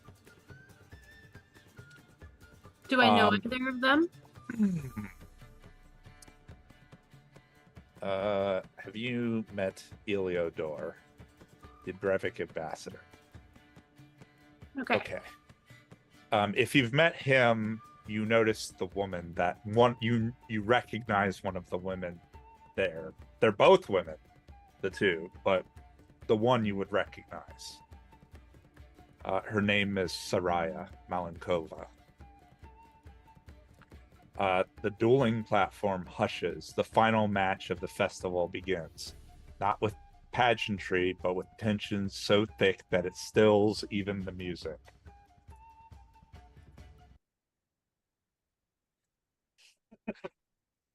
Saraya Malenkova steps forward, blade drawn with elegant control. Her blonde braid coils like a viper down her back. Behind her, leaning in the shadow with arms crossed, stands Ambassador Iliodor Grigorovich, his watchful gaze never straying from the arena. It's clear she's no mere showpiece duelist. Across from her, the other woman stands silent. Her face is hard, scarred, and unbowed. She wears no colors, no sigil, just a tunic and an old battered shield pocked with dents from too many real fights. She gives no name, she offers no salute. The marshal raises a hand and then drops it. The combat is three rounds of fighting. And at the end, a verdict is to be rendered. Whether one person is incapacitated, it's called one person yields, or the 3 rounds end. You see the crowd hushes as the duelists step into the circle. One clad in flowing silk trimmed with steel, the other in a plain tunic that cannot hide the scars marring her once beautiful face. The sun glints off their blades as the marshal calls for the match to begin. Saraya Malenkova moves fast and first, fluid, poised. Her Aldori dueling sword sings through the air in a blindingly fast kata, slicing arcs of silver light that dazzle the eye and freeze her opponent in mid-step. With a final flourish, she stills, blade hovering like a question pointed at her foe's throat. The other woman snarls, not cowed, but boiling. She surges forward with a guttural cry, raising her bastard sword high, and it crashes down in a savage, overhand arc meant to cleave through finesse and flash. But Saraya steps aside in the last moment. The strike misses by inches and splinters a divot in the dueling platform. Gasps ripple through the crowd. First blood remains unclaimed for now. That is round 1. Round 2. The nameless woman barrels forward, her shield raised and her sword swinging in wide, brutal arcs. Each strike is raw muscle memory. A soldier's fury honed through war. Her shield batters aside Saraya's lighter guard, and for a moment, brute force seems poised to overwhelm finesse. A wide swing slashes across Saraya's shoulder, scoring a shallow cut. The crowd roars at the first sign of blood. But Saraya does not flinch. She steps back, not out of fear, but to study. Her eyes sharpen. She adjusts her footing, breath sinking with her opponent's pace. Like a musician reading sheet music, she anticipates every beat. Then her sword moves. Saraya parries one strike, then another, each block smaller, more elegant than the last.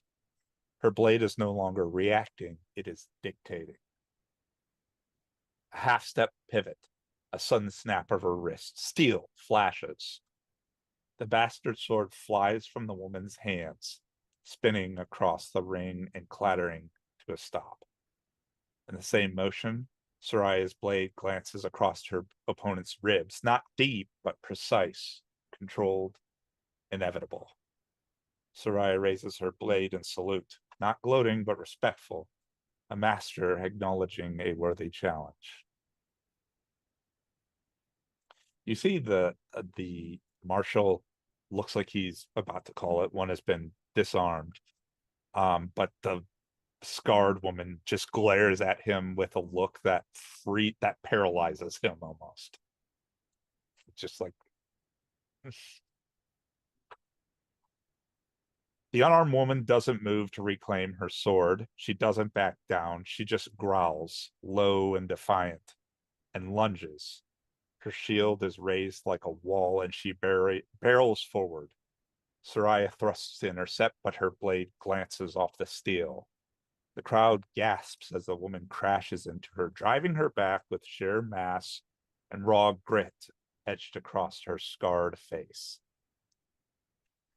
Soraya pivots, trying to disengage. Too late.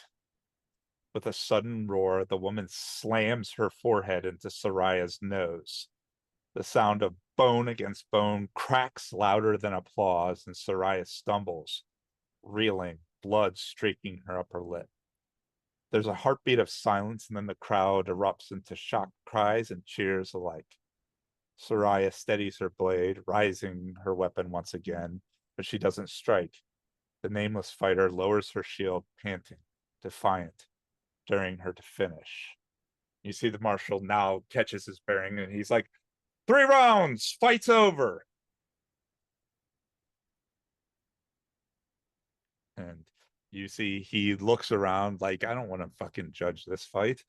And he catches sight of you, and he's like, oh yes, she was here. She just like hurries over to you, and he's like, what do you think? What do you think? You're the master swordsman here.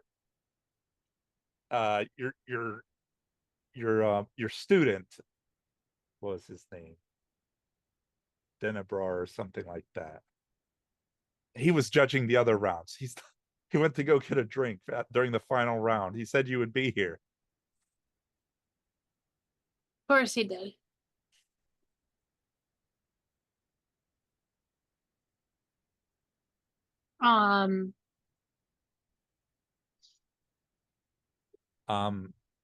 Do you have any sort of like sword skill, like a profession sword master or something like that? I do. You can roll that. It's not necessarily to determine who the winner is. That's up to your discretion, but it's to pick up something else. Yeah, that was a real great roll. Sephi's offering her reroll. Offering the reroll. Yeah. Thanks. Do it. Do it. 15. Yay. Okay. Soraya moves with a skilled duelist. You recognize the Aldori dueling sword. It's a brevet weapon from the Aldori fighting school. Dalivor probably would recognize it as well. I typed it in chat when you explained what she looked like. I was like, wait a second. But the other person, you are much more familiar with her fighting style. And that is unmistakably a Grey Maiden, or an ex-Grey Maiden. She seems to have more skill than almost any that we fought.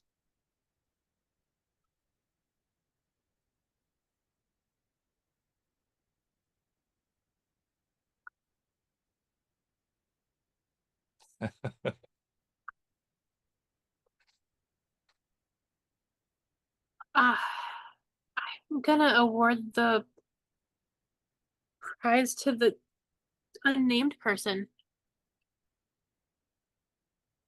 You pick the unnamed woman who you suspect to be a Grey Maiden, and you see as the marshal calls out the winner, he raises her arm. She stands like a head and shoulders higher than him, and she just kind of nods, and you can see the crowd is cheering.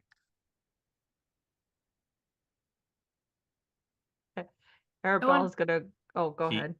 He kind of, as he presents her, he guides her over to you, and he's like, you can hear him talking about the academy and the sword school, and giving a little bit of detail about how it was once Orsini's school for swordplay.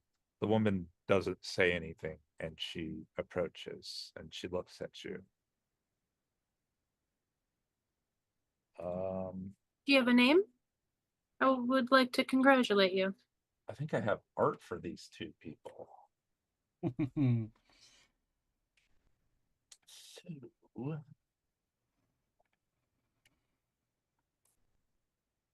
this is Soraya. Sword Lord. Yeah, the brevoy person, and this is the one you judged winner.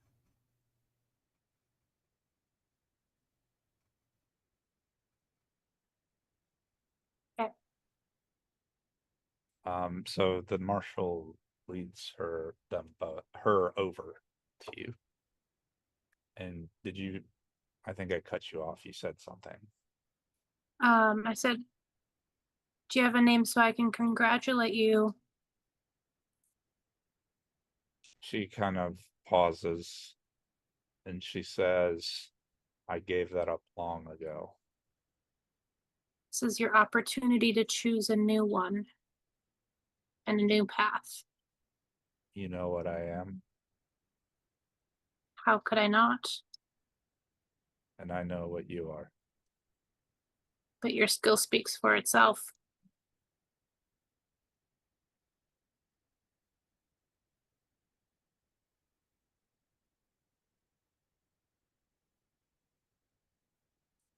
You can tell she kind of has trouble maintaining eye contact. The afflictions on her flesh are probably only a pale in comparison to the ones inflicted on her mind at the hands of Iliosa. She kind of looks to the side and says, "When do classes start?" Tomorrow.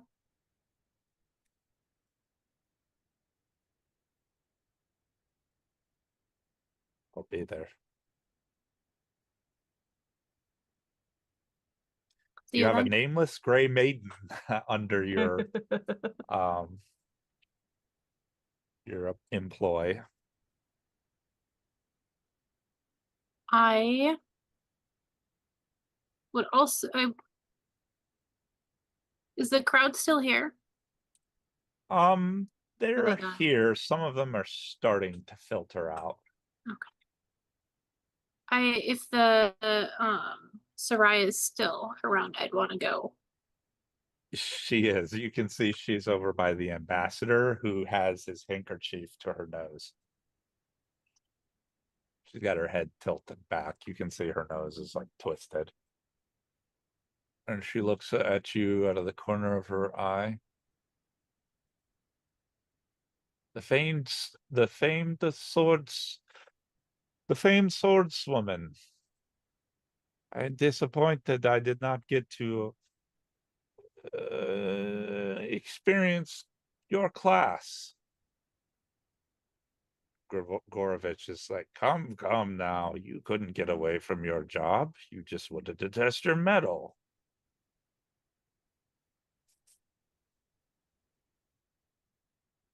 She may have. We both know she does not have the finesse that you possess. But finesse doesn't always win the day. But you did.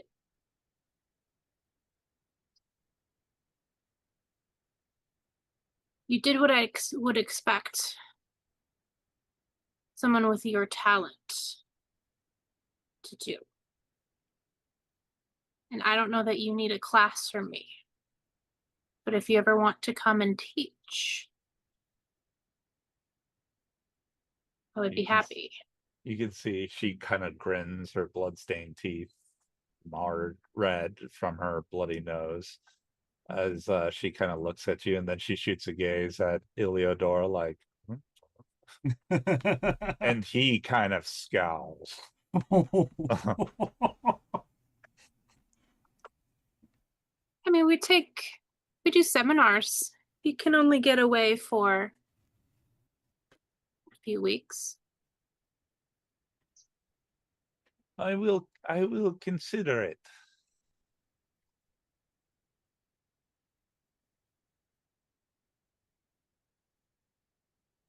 Well, let me know. We'd love to have you around. It's not often I find another finesse fighter. And if you do come, we could maybe spar.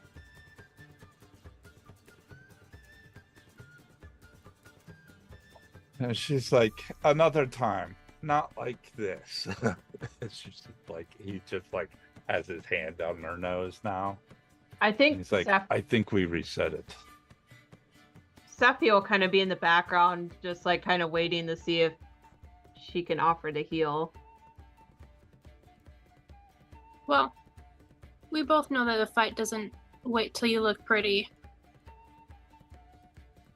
So if you want to come spar tomorrow, you'll know where to find me. And I'll nod to Grigor, bitch, and be like, kind of walk away. Steffi, you heal her up, that's fine. Okay. I'm probably the last person that should go up there and heal, so I'm just still in the audience.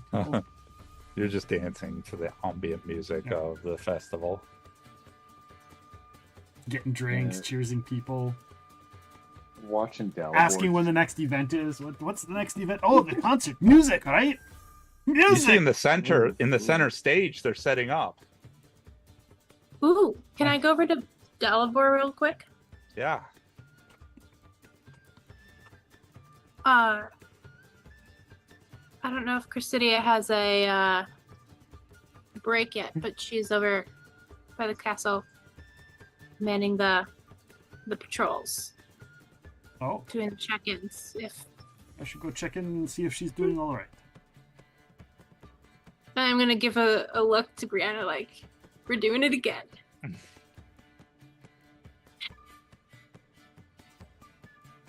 Dalibor, are you going up there before, during the Battle of the Bands, or are you going to wait till after it's done? No, I'll go over there during. We can hear the music from where we're at. Okay. I'll bring one of each of the drinks so she can actually. If she can try them. If not, I'll make sure that I get like bottled ones. So like if she can't have them while she's working or she doesn't want to, she'll have some to try later at least. But I'm sure one Yes. drink won't hurt. I mean, in this day and time, though, what's a single beer? And there was one guy doing drugs on duty, for crying out loud, that I had to go take care of. So, so I'll bring a couple brews to share, Nice. and maybe some good food, whatever I can find that's good, or whatever I have found so far that's been really good. The rest of you head to the stage. You can see Trinia, who was supposed to be judging, has joined one of the bands. And they are currently set up as the first performers. You hear as they start to play a tight-knit but occasionally bickering crew. Drums, lute, tambourine, and fiddle backs Trinia's haunting solo. She plays the Shawanti totem spear flute, a hybrid instrument weapon that resonates with tribal soul. Her performance dances between aching melody and sharp rhythmic blasts, her movement and expression commanding attention. The band follows her lead, shifting with her emotion and stage presence. It's a deeply personal and symbolic performance, one of cultural pride and quiet defiance. The style is a striking performance rooted deeply in local identity. Trinia's Shawanti totem spear, equal parts ancestral weapon and ceremonial flute, bring a haunting, beautiful tone that brings Chelish discipline with Shawanti spirit.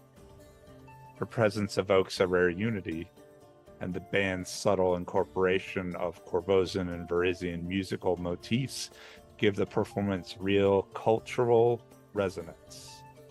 While the Ikes, Mike and the Ikes,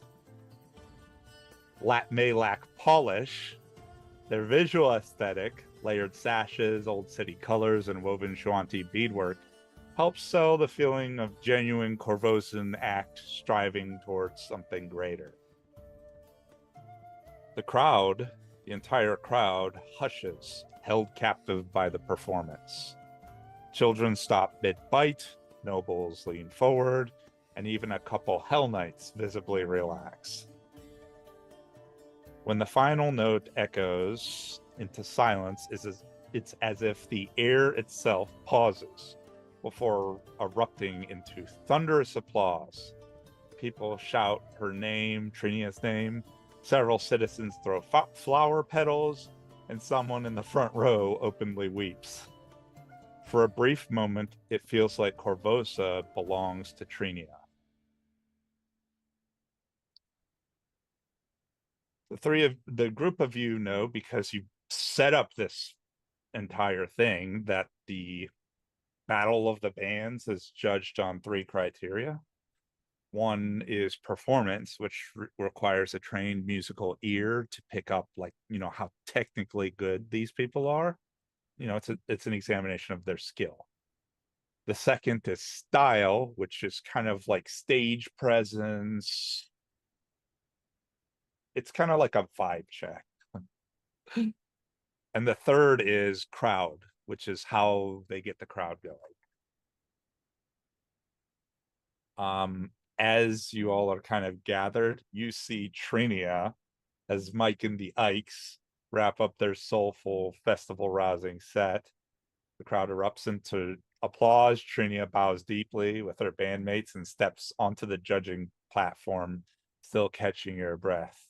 All of you who are kind of situated across by the judging platform, you see Ishani is there.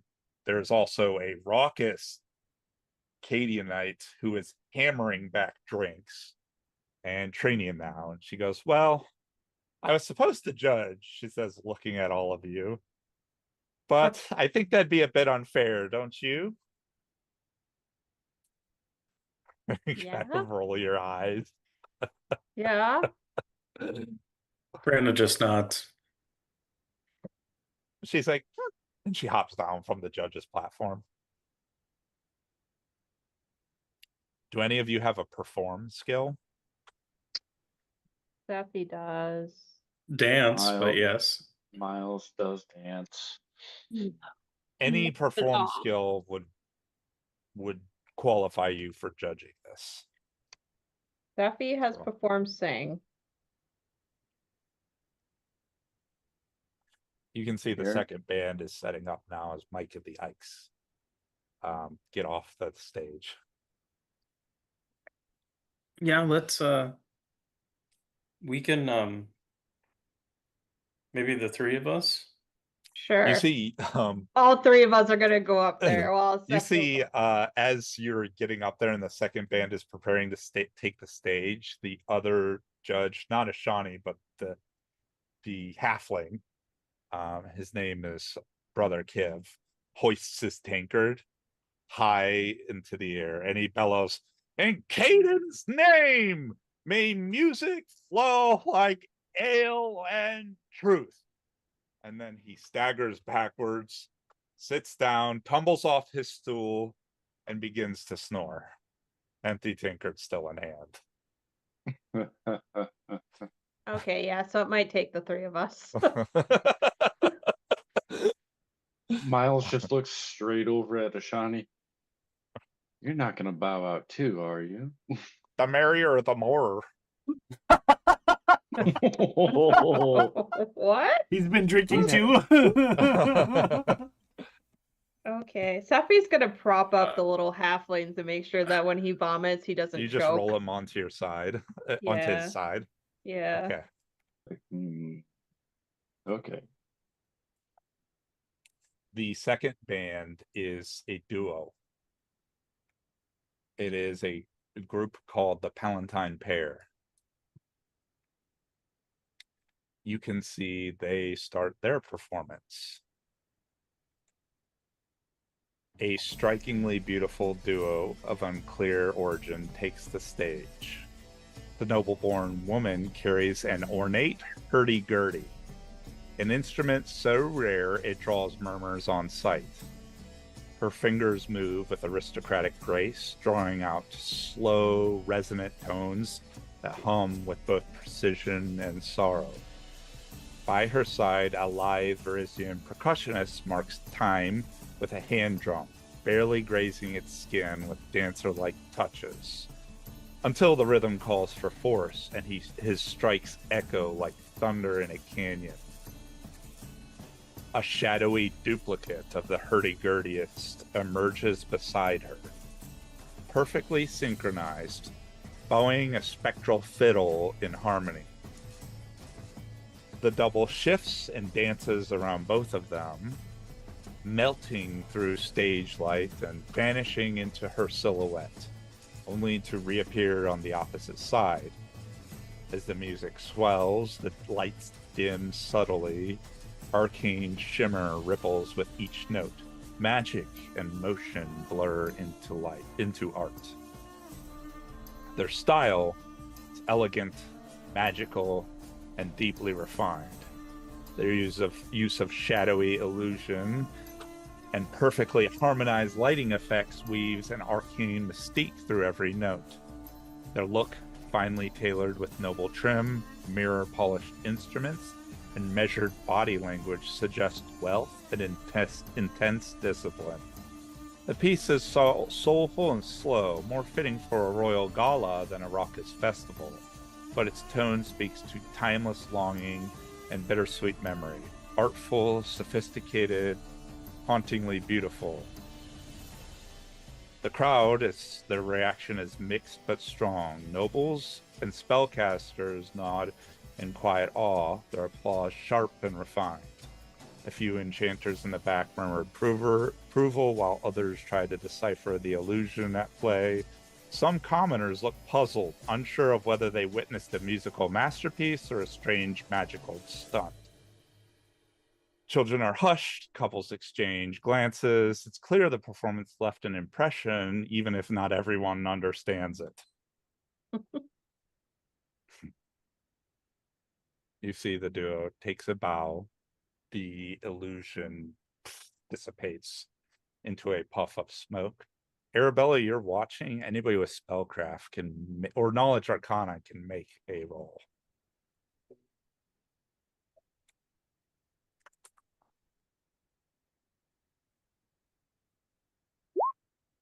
Oh, 37. Brianna got a 16. Brandon, you don't know Fair. what that was, but it was impressive. But Arabella, you recognize the spell that she used to have another performance. It is a Shadow Bard spell. It's a 5th level Bard spell. So this woman is pretty talented, Mm-hmm. pretty powerful as a bard and a musician.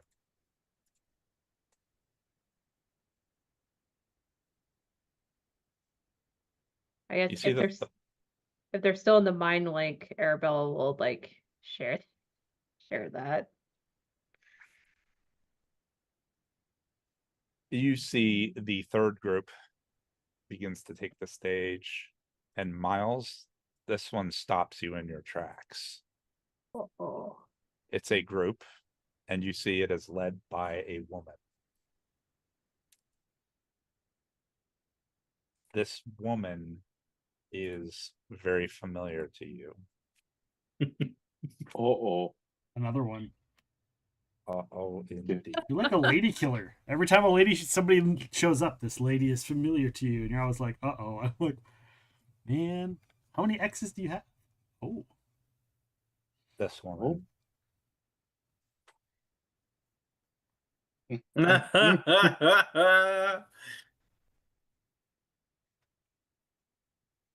You hear the person calling.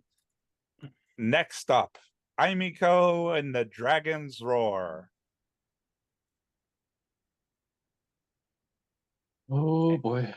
And you see she kind of gives a wink to the crowd and they start their performance. With a flair born of tavern halls and heroism, Aimiko's voice soars above her rowdy band. A driving lute and fiddle melody pulses with infectious rhythm, while baritone backup vocals add weight and balance. Rather than words, their vocals are melodic vocalizations, primal, roaring, and exuberant. Their song feels like a tavern brawl turned into a dance, with claps, foot stomps, and calls for the crowd to join in. The fiddle leads at a breakneck pace, while Aimiko belts out cries that might stir a dragon. Their style is fiery, catchy, and made for the crowd. With pounding rhythm, energetic footwork, and unmistakable flair of a Parisian tavern act, this is a band that knows how to move a room. Their instruments are sturdy and travel-worn. Their sound rowdy and contagious. From the first beat, their style screams, "Festival!" with whoops, stomps, and gleeful chaos. Aimiko commands attention, not with magic or precision, but with charisma and a deep love for song. It's bold, joyful, unrefined, but irresistible. The square lights up with energy. Locals clap in rhythm, dance breaks out in spontaneous pockets, and a group of tipsy attendees start chanting along to the beat, even though there are no words. When the tempo peaks, a minor mosh pit forms near the cider stand. There's sweat, there's laughter, and the entire area feels like the Rusty Dragon's spirit exploded into song.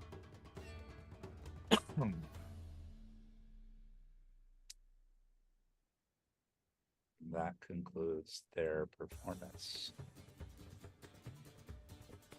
So, you have the style and crowd. I gave you that for each of them. However, their performance requires a trained ear. So, for each of them, you can roll a perform, any kind, or profession musician.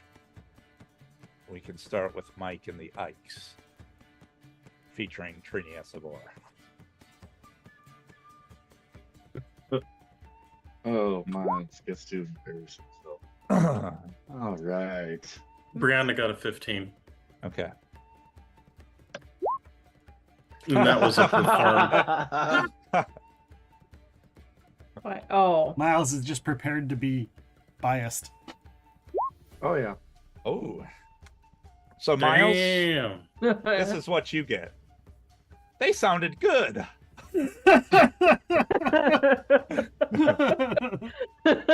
Sounds about right.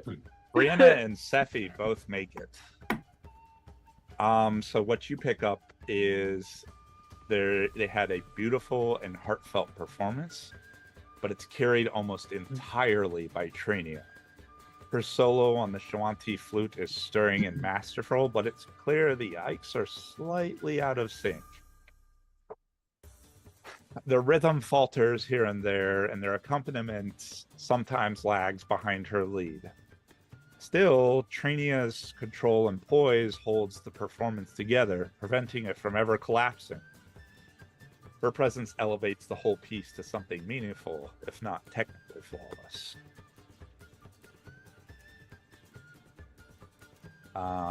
For the Palatine pair, you can roll a perform, any, or profession musician. Yeah. There we go. Miles just can't get a Miles. break. Miles, with your 8, they were perfect, I guess. Now,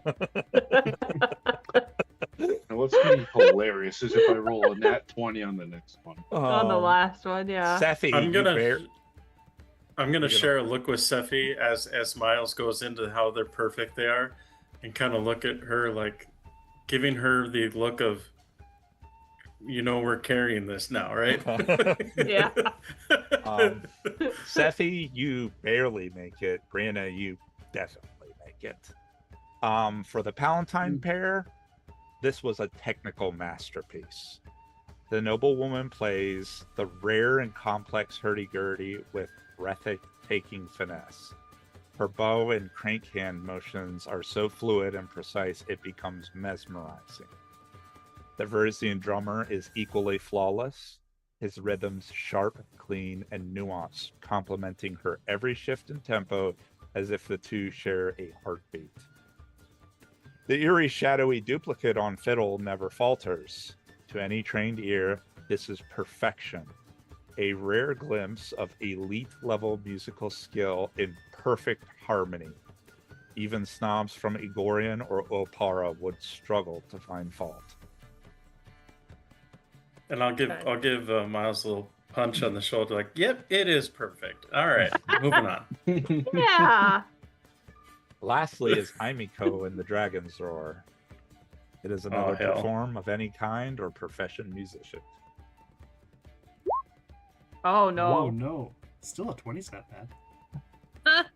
Miles. Miles is See, off Miles the is board. biased. Miles is biased. This He's is the biased. one you are actually listening to, Miles. And actually, Sephi, it looks like for this one, you could not fail even with a 1. But Brianna, for you, that was lively. Yeah. Honestly, Brianna was probably too much fighting the impulse to dance at the end with the mosh pit that Yeah. Yeah. wasn't even kind of paying attention to the specifics. Oh, right. I was supposed to judge. Oops. Right, exactly. Miles just has so many thoughts in the back of his head that he's just like, hey, is she wearing those dragon fangs I gave her?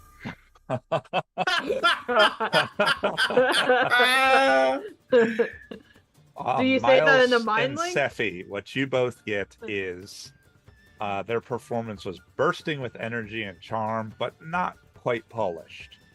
Their tunes are catchy, fast, and joyful.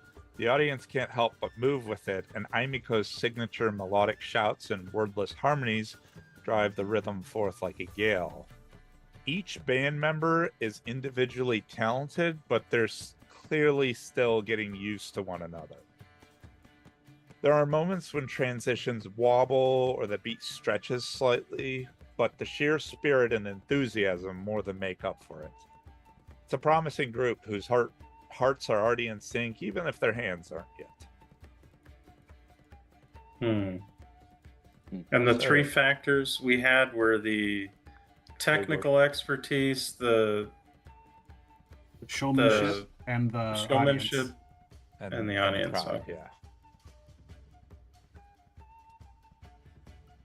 So Shawnee leans in to all of you and he's like, "Oh, that last one was lively, and the second one was perfect, I guess. And the first one, they sounded good."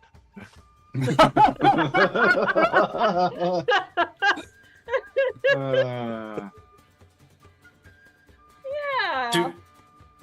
May I ask, what was the reward on this one as far as Wasn't who was there- A winning? house. A A house? house? It was a deed to a house. Yes. Wasn't there tiers? Yeah, I Not think for there were this one. lesser awards as well of some sort that we came up with. I don't have that. I have that for the archery festival, but I don't have that for this Oh, one. that was I the don't archery. think. Okay. Yeah, because I think I had. Yeah. Yeah. So Chip. the Battle of the Bands is a deed. The dueling contest is tuition to the academy for the first year, and the archery contest had the magical longbow at 1 and 2 was gold. Man. Okay, so I think maybe we just go through the groups one at a time for the 3 areas. Yeah. I almost kind of like feel like each group encompassed one of the things. Yeah, the second Yeah. group was definitely technical. Right. The Mhm. third group was the audience. Yeah. What was the other category? I think the first The artistic performance of it, like Yeah. the artistry of The- it, the sh- or showmanship, kind of. Yeah. Which I kind of feel Trinia was kind of, her group was Yeah. kind of that. Yeah. Mm. I So mean, the- we could be jerks and just say it's a 3-way tie and then have them fight over that. That's Brian saying that. Sorry, that's Yeah. not Brianna. Yeah. Uh, Mm. Oh man. Yeah, the second group was just like very, very technically good yeah. and had good showmanship. But the audience didn't totally get it. No. But I'm leaning towards giving it either to the second group or to Aimiko's group. Because Trinia really carried the first band. I will Yeah. say it did seem like she was kind of definitely. Although, I mean, she did kind of it was a beautiful performance, though. What about? What if we what if we go through a second round, but they pick one person from their group to perform something as a solo, and like kind of say I like, don't- you know, I don't think Can we we- can change the rules. why Let's go. why not? We're the judges. It's not like the previous judges are Stand-ins. gonna argue. The GM vetoes that. All right. Not within the scope of the game of the adventure. This is not Outside of the scope of this adventure. Oh man. I railroaded it. Honestly, it's granted, yes, I am biased, but considering the fact that this is a festival and it was a battle of the bands, I think the crowd would carry the most weight. That's Which me. would probably be a Miko then. Mhm. You saw that, little mosh pit, for lack of a better word. They got the whole place just roaring. While the second group, like, to me, yeah, they sounded perfect, but there was a whole lot of the crowd that just didn't seem like they really understood how good they were. And then the first group, well, obviously, I mean, They're Trinia's good. obviously really good. mm-hmm. All right, Yeah. so we're voting for Aimiko. That's my I think so. What do you think, Ashani?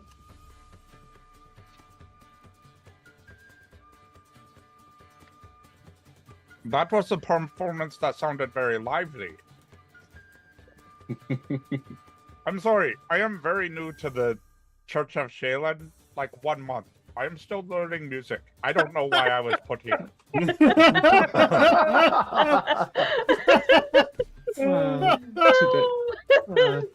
Okay. Too bad. Yeah, that wasn't here. So are we Alright. thinking Miko then? Yeah, Aimiko. Okay. You We have an- chosen. Yeah, go ahead.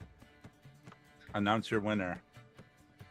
After much deliberation, heartfelt deliberation, and this was a tough choice. You all brought facets that we that moved us in our own individual ways in terms of what you offered to the values that we're judging for. We're judging for today. But in the end, it wasn't what moved us, it's what moved you. And I point out to them. So, after much deliberation, it is decided to award Amiko and the Dragon's Roar. I apologize, that was Brian, I forgot. And the Dragon's Roar as winners of this particular contest. You see, they all jump cheering. They're like, "We've got a house!" You see the Palatine pair. The woman is like, "Ugh, plebeians," and that I will say to and the guy is all like, of our all of our performers, please continue to grace these streets with your wonderful voices and music. The two just kind of fuck off.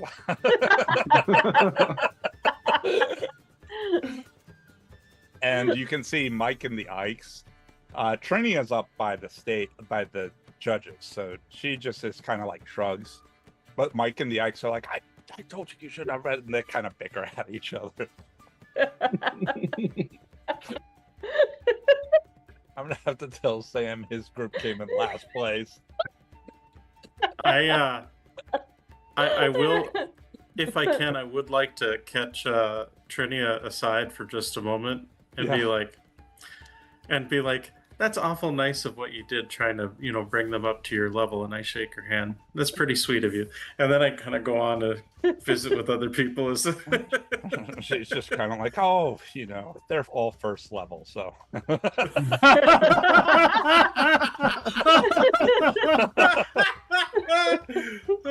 Love it. Fantastic. Dalibor, Yes. you're meeting with Chrysidia, and you can see the busy room, the battle room that she's manning, and they've got a map and people are reporting to her. And she looks up and sees you, and she's just kind of goes, oh, hey. Break time. A lot's going on. I'm surprised to see you here, not enjoying the festival. Well, you're not enjoying the festival either. Well, I enjoy my work. I set some of the food down. She's like, oh, I haven't eaten today. I know you well enough. I brought you drinks, but you might not want to have all of them. Maybe just one. Or save some for later. But I made sure that we saved some for you. She takes a sip of the infernal, and I warned her ahead of time. The infernal reserve, and she's like, ooh. That one's got my nose running. Make your nose run a little bit, though. I give her like a tissue. Okay. How is it down there?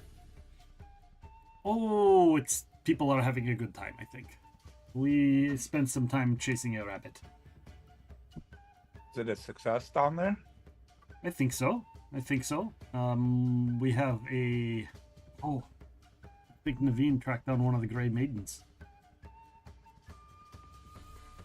Is the winner of the dueling tournament, and I think is looking forward to starting training. Maybe that can be a lead into finding the other ones and getting them rehabilitated. Okay. What a win-win. Well, I guess that would be helpful for our cause coming up. The people were enjoying it. They seemed to have fun. The archery contest did well. We had some surprising entrants from Sandpoint. At least that's what I'm told. I'm told that they are people that knew each other. Has brought people from around. It's good. It's good, right? Yeah. What about you? What is happening up here? And I pick up one of the pieces because I have no idea what the war plans. She's just kind of like I pick it up and she takes it. She's like and she's like, things here are just keep. And you see the lithe woman I described as Eel at the beginning, one of Naveen's lieutenants, Cerulean Society turned guard, comes up and whispers something in Cressidia's ear, and her eyes widen. She says, "What?" And you see she rushes over to the battlement, like runs over. I run because that's a. She places her hands, and looking down, she's like, "Oh God." I look. And looking, you see a plume of smoke and a fire that has started near one of the stalls. She looks at you. That was intentional. Can you please get your people down there? Yes, and then in the mind link, I say, "There's a fire." I will say where the fire is. Somebody's starting fires in, and I say the actual location. Yeah.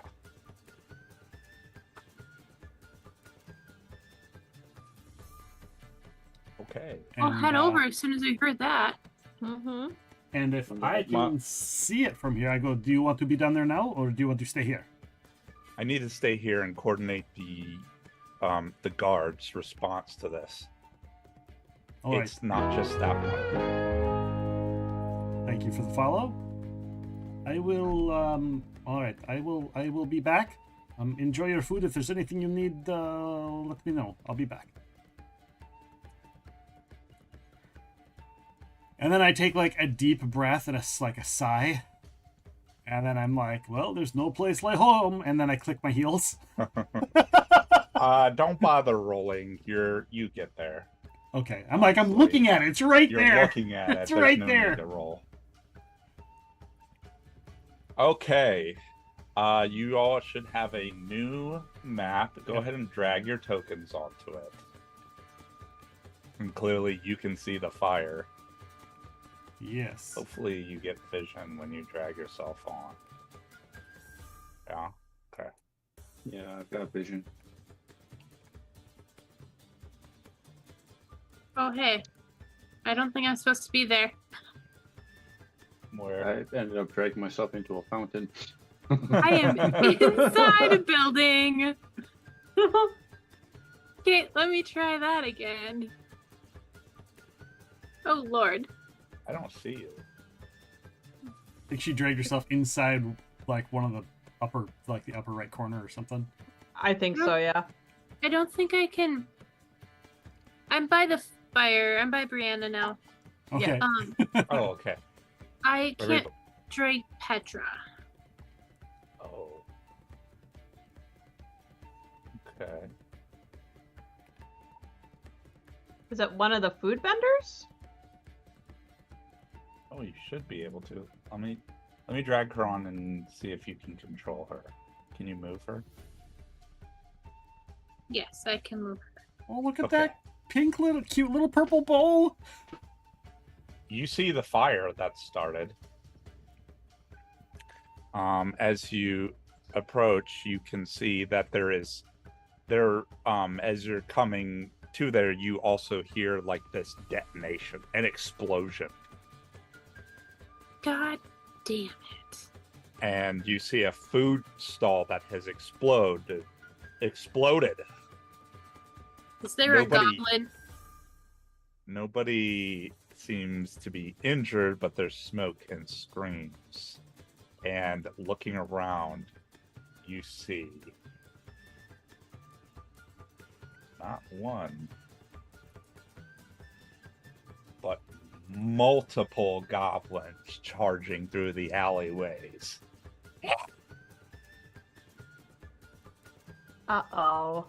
These goblins, there's something off about them. Hmm. Looking at them, you see that is what they look like.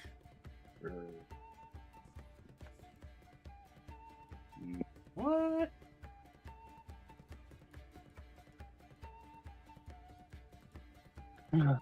They have a Okay. mark on their forehead.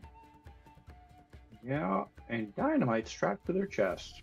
And now, for the first time of this campaign, I'd like everyone to roll a niche. Oh my Whoa. God. Oh. Yes. Wow. Did not see that coming. Didn't see a fight coming? No, I didn't.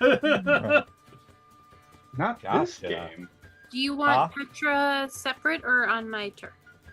Let's actually do her on your turn to keep things moving. Okay.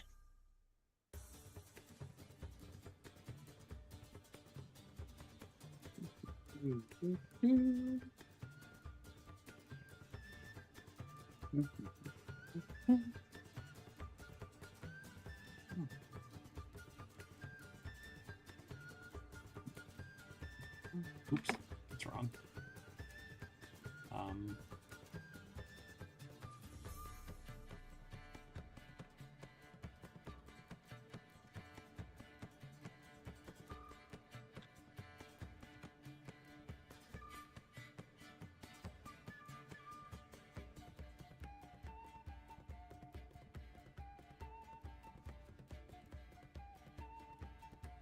Ooh.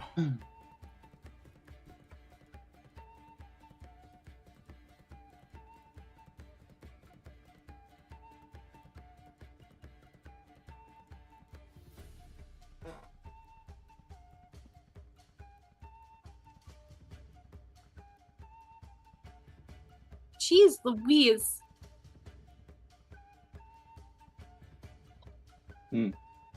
Number of goblins. Yeah. Goblin swarm. Ugh. Okay. Oh boy.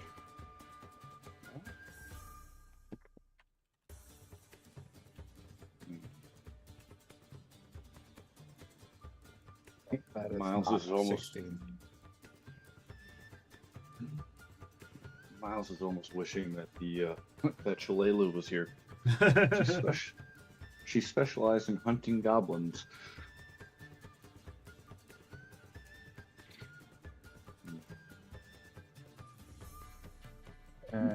Situation.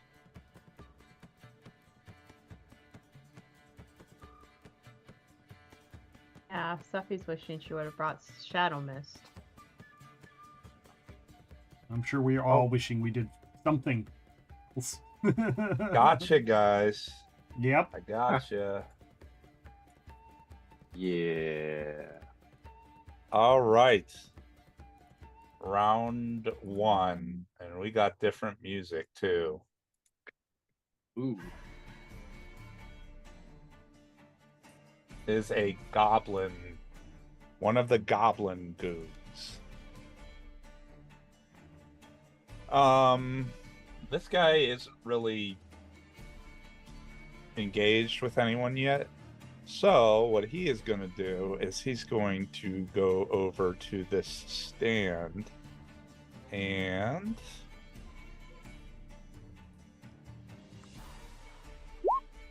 six. I get 2.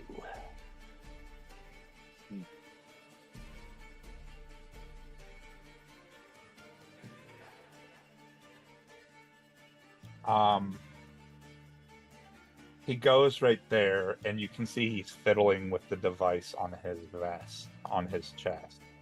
That is a bandolier on it. Miles. Would you say at the initiation of combat I had bow in hand? Or Yeah, you guys are going towards a fire, so you might be expecting danger. Okay. Cool. Pretty sure I've got a clean shot that way and a clean shot this way. Alright. I'm gonna start with that guy over there.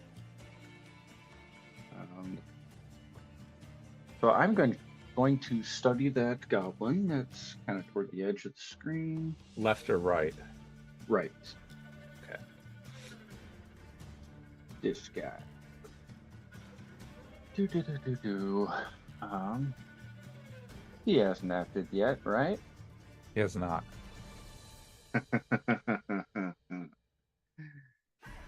I have my sniper goggles. Oh goodness. Oh, yeah, advanced type spell.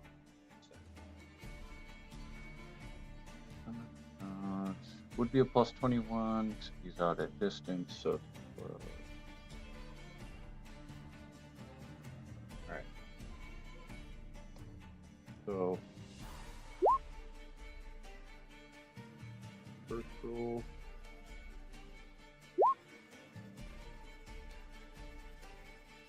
I'll see how the first two hits do. Those both hit. Yeah. 'Cause I intend to take out as many as I can. So, more or less, take a couple shots that way and then probably change targets. Okay. So it's going to, and since he hasn't acted yet and I have sniper goggles, that should get sneak attack.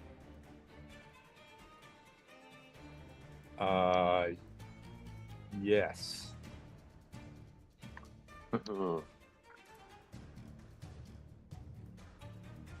Oh, wait.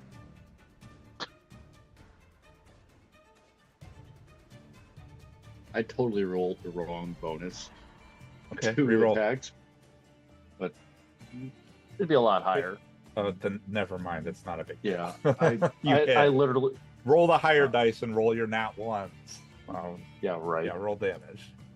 Yeah, no, I was literally rolling my damage bonus as my bonus to hit.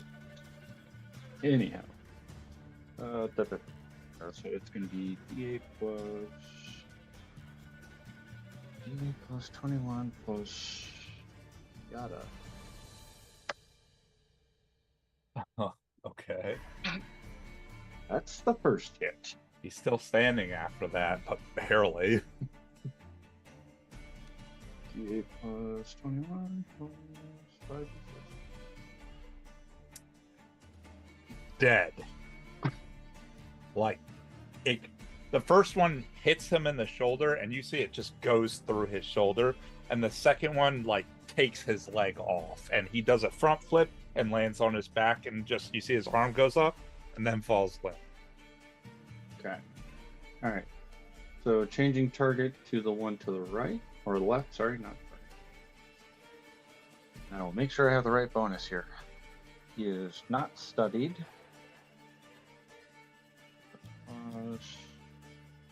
Okay. Since I'm into iteratives.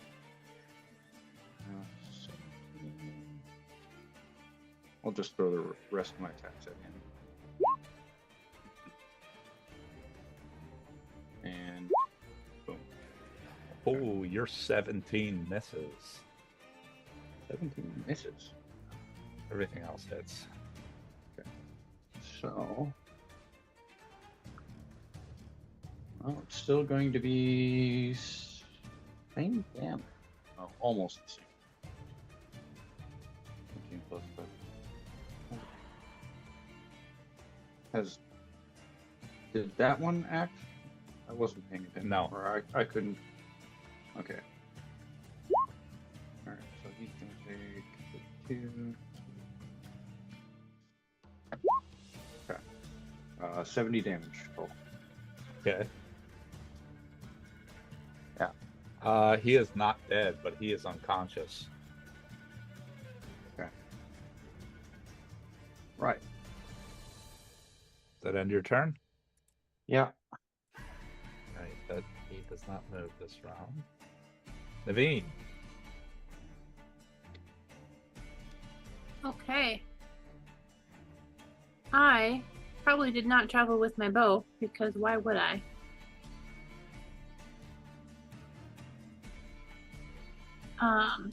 So 2, 5, 10, 15, 20, 25, 30. So I have to use my standard to move.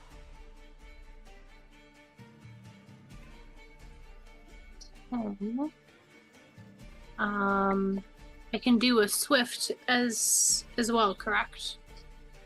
So I'm gonna do as my swift do instant enemy. And so now goblins are a favorite enemy of mine. Uh-oh. And then Petra is going to follow behind me. 5, 10, 15, 20, 25, 30. 5, 10, 15, 20, 25, 30.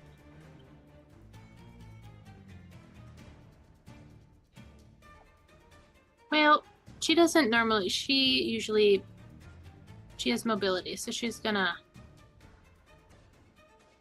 be there. Okay. Does that end you and Petra's turn? Yeah, that's all we can do, yeah. Okay. This goblin is next. What does he do? A 3.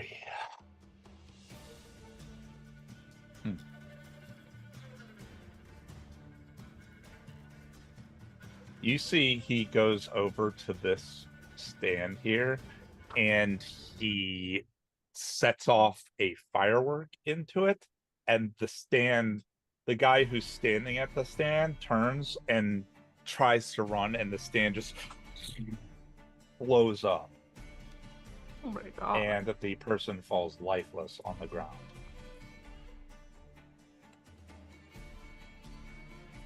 And the goblin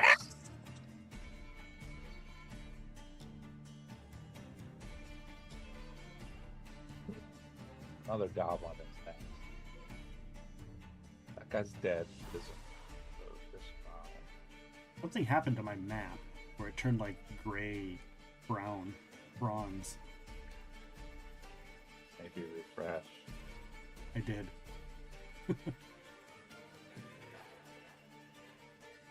Where are you on the map? Did you delete your token? Oh, I think he did. Oh, is that what happened? Yeah, Yeah. you're not on the initiative anymore. Because I think you had a 16-ish. Yeah. Yeah. Okay. Go ahead and re-add your number.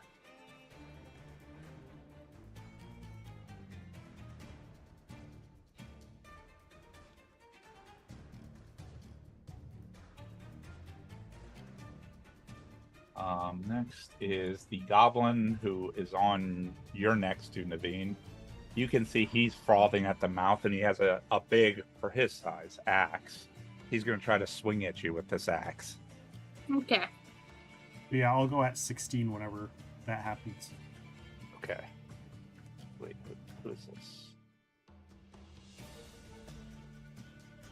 Oh. Because it looks like I'm it gonna put have me you- on the... Actually, it's Dalibor, your turn. Um, He's after you. my action's pretty quick. I'm going to drink a Okay. haste.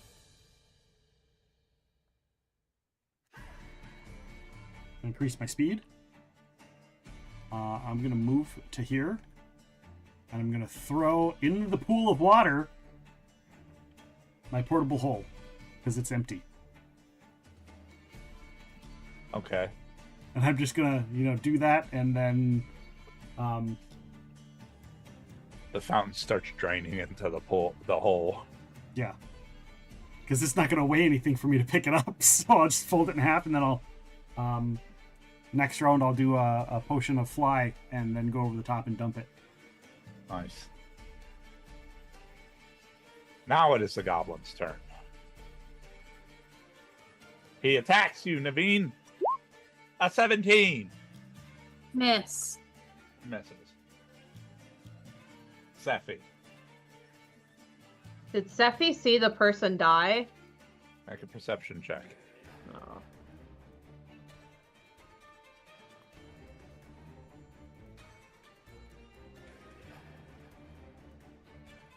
It's a 5.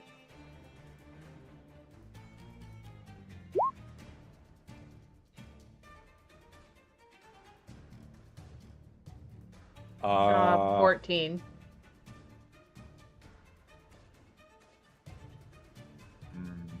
You did not. Okay. Well, 18 gallons of water is a lot, right? I guess. Okay. I mean, it's the size of a average fish aquarium. My hermit crab tank was 20 gallons, so if that gives you a scope.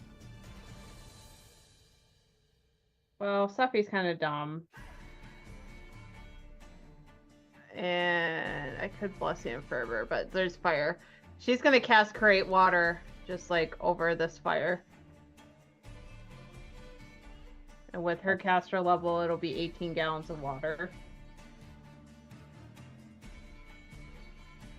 Okay.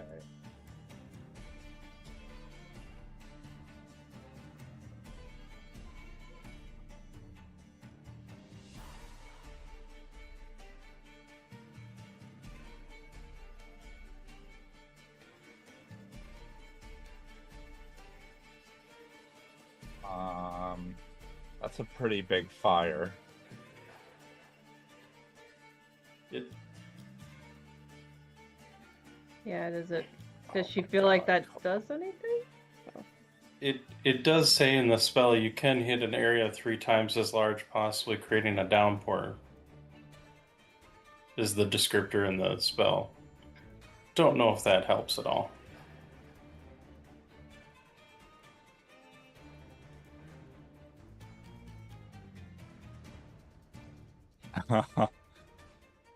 Three times the size. Yeah, so it says you can create it in a small area that'll actually contain it, or 3 times the large area, creating like a downpour. Okay. I'm guessing we're trying to create like the downpour Yeah. version. You reduce the fire size by half. Okay. You do not put it out though. Sephi then is going to do her movement with airwalk. 20, 25, 30, just so she can see, start walking over so she can see if anybody's hurt.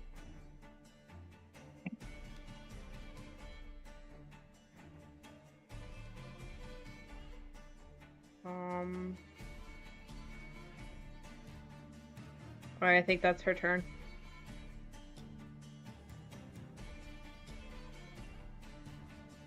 You see this goblin here starts climbing the tent, and he's just like tearing it to pieces.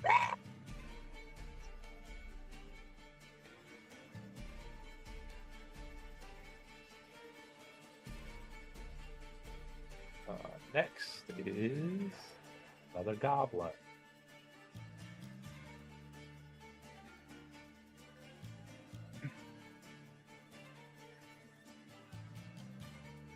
Somebody roll me a d20. You see this goblin tackles a citizen, tries to, Shit. and they dodge out of the way. Oh my Oh, god, good, what is good. that? A goblin? That's good.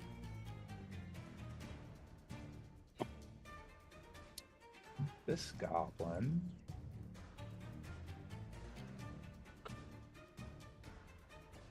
does not move. He stands perfectly still. And he has this little evil grin. Brianna.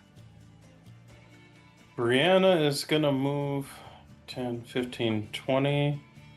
Now, is this like a full building or just like a half wall kind of thing? It's a retainer wall. Okay, so I can see over it and see the fire, right? I cast Create Water on this fire, and I make 26 gallons. Nice.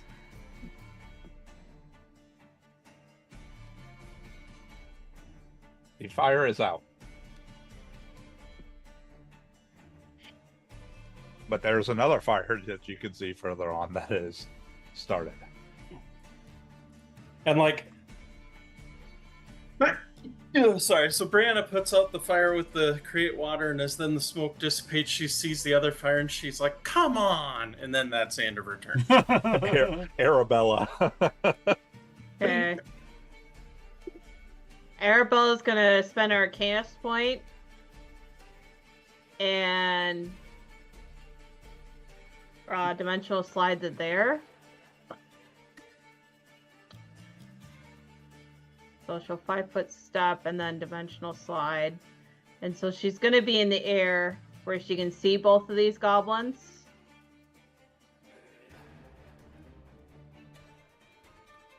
I believe they're within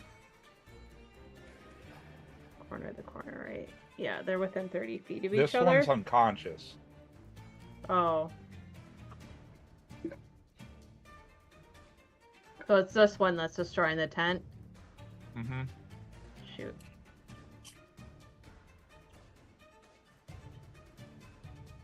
Yeah, you would have seen What? Miles shoot a couple of arrows directly at that goblin.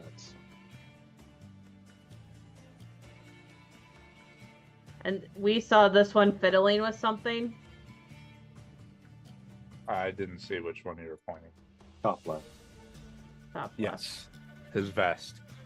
And then this one already started a fire. That's what it appears. Okay, I'm gonna change. And he blew somebody up.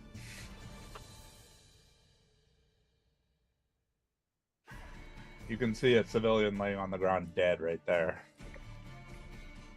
Are there other people around? Like, if I do a lightning bolt, is that gonna kill them? Yes, there are people around. Okay. All right, I'm gonna actually pivot, and I'm gonna go to this guy that's fidgeting with his vest. And what are you doing?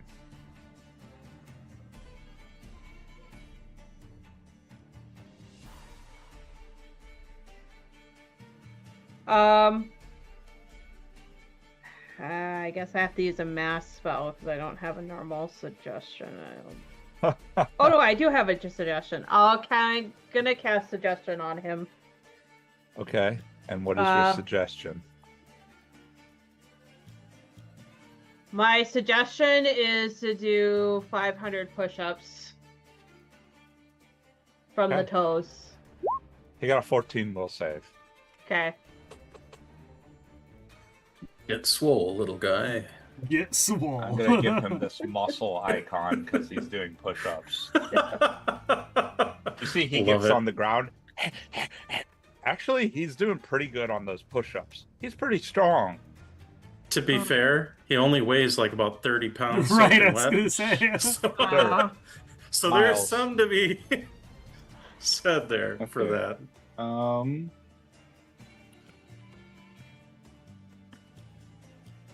Alright, so I can see the one messing up the tent. And then the one farther out that attempted to tackle a civilian. Yep. I'm going to study the one that had tried to tackle someone. Okay. And then I'm guessing he's probably got at least partial cover, I'm guessing. That Yeah. platform. So I'm gonna start with him.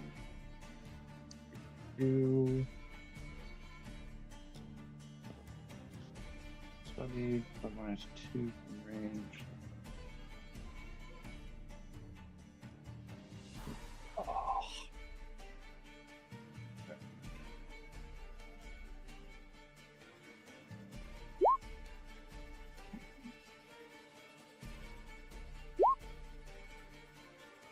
Okay.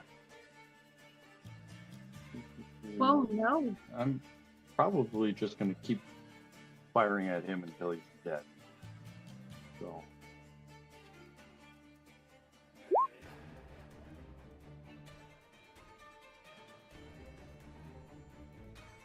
23 is a hit. 19, I'm sure would miss. last attack is a +9. So, alright. So, The 19 hits as well. Or no, he has cover. 19 does not hit. okay. And neither does So- 22. Alright, so just 2 hits. Yes. Alright. And since he has acted, no sneak attack. Right. It is. Oops, not D20 plus 21.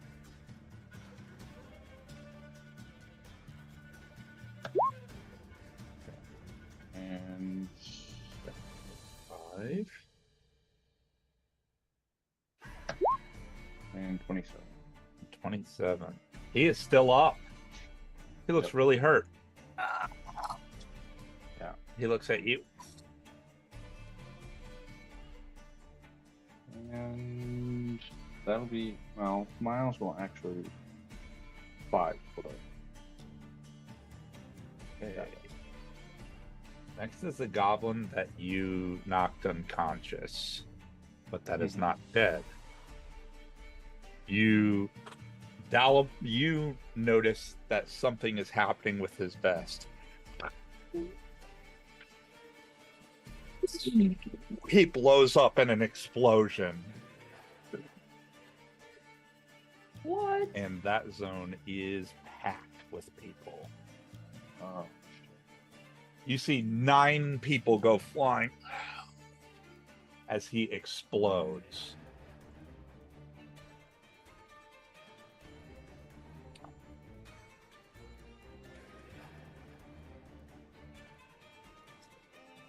Naveen.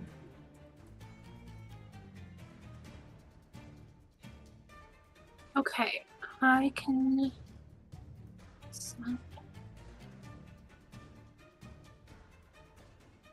As I was running through, did any of them look like the leader No. or like a leader? Nope. They all look relatively uniform. Okay, we're still telepathically bonded, I am assuming. Yes. Yeah. Yeah. Say, if I'm correct, these goblins work for a goblin called the Sploder, who has been terrorizing the Bank of Abadar for a few days. I found out about it a few days ago. If we find the leader, we should detain him. Or we should save a body for questioning. I there a have one of them. Fire where that last Suggestion. explosion happened? Oh, yes, there is. Yeah, there's a big fire stuff. That tent is on fire. And you can see the goblin that's climbing up, and it's like, ah! And then I'm gonna attack the one that's in front of me.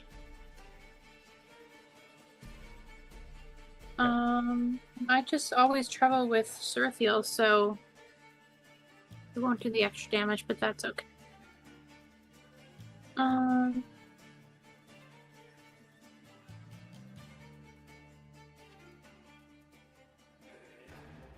That is definitely a hit.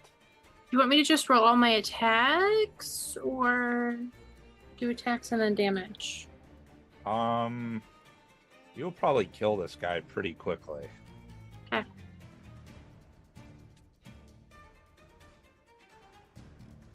Uh, 1d20 plus, not 1d6 plus 14. Is he evil? Yes. Wow. Okay. Is that a servant of Zonkathan? No. 23 damage. Okay. He is still up after that. And then my default offhand is the Kukri. 34 to hit. That's a hit. 4 plus 11 for 15 damage. Okay. And plus 10 rend. He is still So up. Yeah. Okay.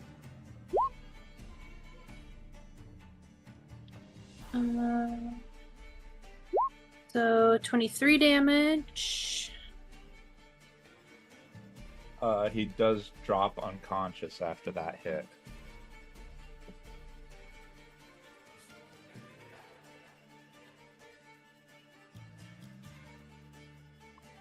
Okay. I'm gonna tell Patrick, kill him. Snack time. And then I can't do a full movement because it's Pathfinder. So I'm That's gonna right. take a 5 foot. And then Petra will finish him off. Okay. Petra can just coup de grace him. Yeah. So roll a crit. I actually pulled her out, so that's pretty exciting. 1d. Petra's the same size as the goblin. Yeah. Yeah. Plus 16. Oh, I don't have to roll a hit. Never mind. 1d6 plus 5. Holy crap, it's been a really long time since I've played this game.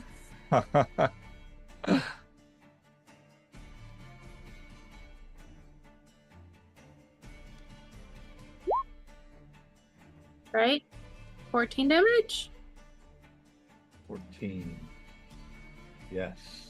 He is no longer breathing. And definitely dead after Petra like rips his throat out. And it's like, it's been too long since my fangs have tasted the flesh of a living creature. Oh my god. Next is a goblin. Oh, the one that set fire to the stall.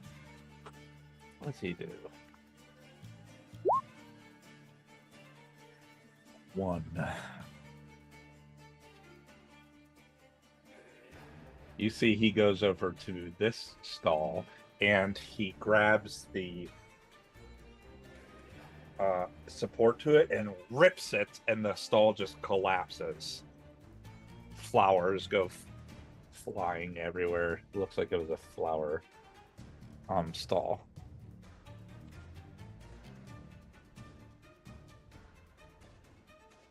Next is that goblin. You killed him before he could even go, Miles, didn't you? Yeah. He did. He blows up. Okay.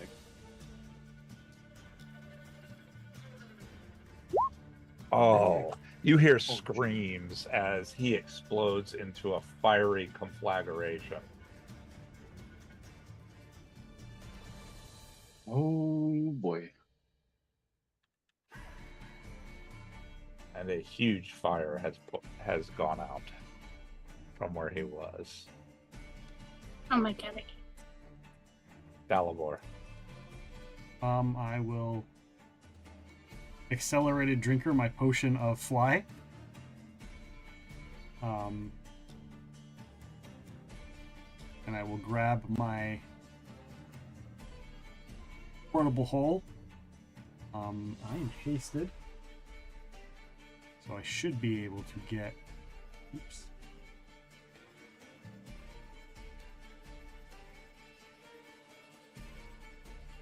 Where's the measuring? There's the measuring.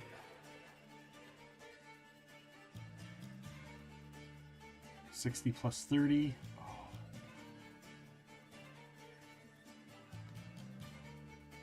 can't quite get there. Jesus Christ.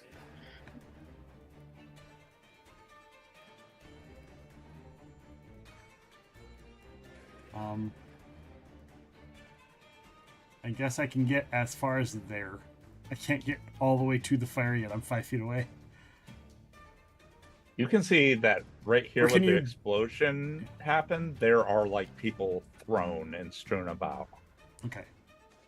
Well, I can't. Like, I can either put out the fires, or I can try and stop the people, or I can fight the goblins. And our people are doing most of that, and I'm a healer, but I'm not I don't.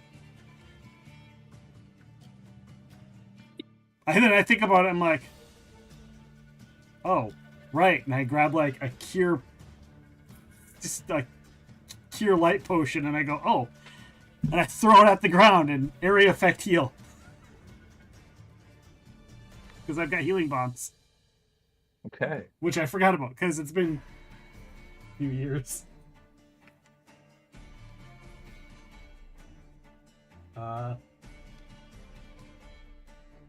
So they're all gonna get a heal of what, 16?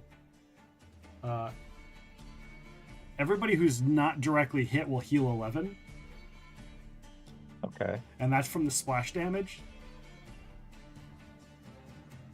And I pick one more because I can pick an extra square for splash damage. And then the main person will heal a die 8 plus 3.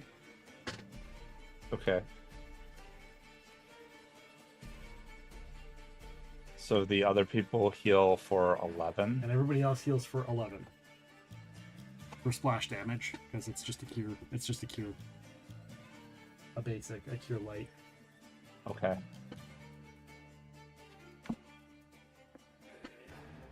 So it looks like some of them weren't dead and get up from as you drop your healing bomb. And I can't do anything else because that's all my actions. Yeah. This one doesn't move this round. Naveen, you see as he's laying there not moving, there's something happening with his vest. Like, as he's laying there, you saw him moving and jerking around, and like the chemicals were moving in their vials. But now as he's laying there, you can see that there's like some sort of fizzing happening in his vest that's building up. I mean, you've seen enough about Dalabor's work to notice alchemical reactions, even if you don't know all the properties of them. Sephi.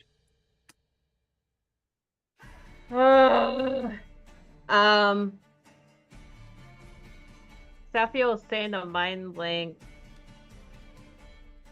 Well, okay, so we heard screams from over here. But she can't get over there.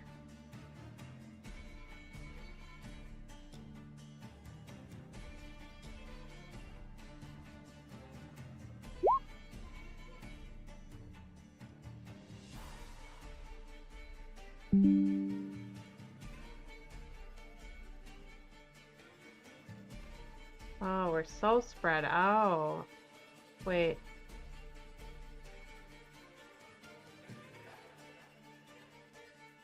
Dalibor, is your splash just in the 5 squares around the surrounding squares to the place where you threw it? That is a very good question. And then let me know in the chat, and then if you can roll your healing bomb as well.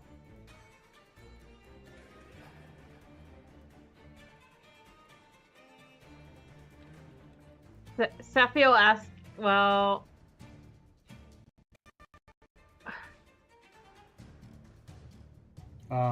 It's a 10 splash. I can make it a splash radius of 10 feet instead of 5 feet. Because I have explosive bomb, and I can stack my explosive bomb and healing bombs. They are not separate. So I can turn my explosive bomb into a healing bomb, and so that'll be 10 feet.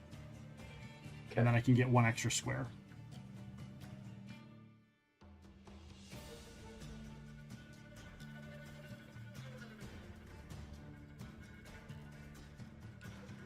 Go ahead, Steffi. She's gonna say in the mind link, are there still more people hurt by you, Dalibor?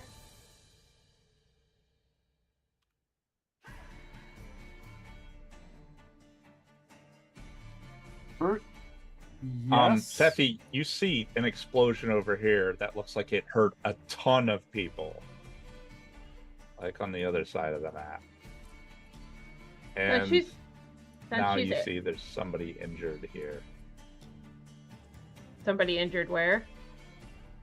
Where the fire is.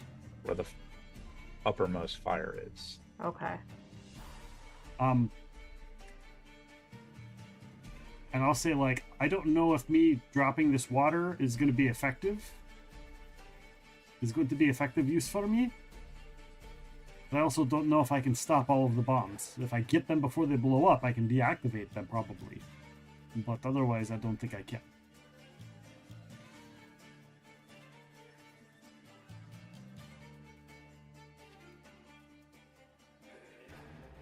Okay.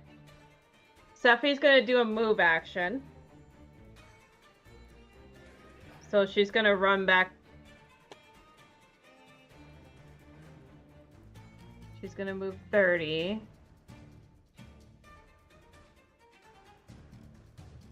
Wait, I can't quicken Blessing and Fervor because I don't have quicken spell.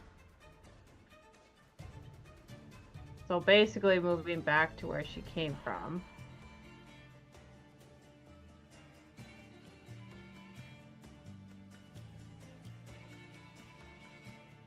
Or wait.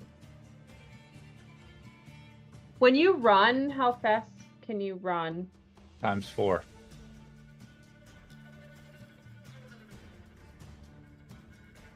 Because I can quicken healing spells. And that would be a swift action. Is a run a full round action? Yes. Do you get a swift action with a full round action? Yes. Okay. So ×4.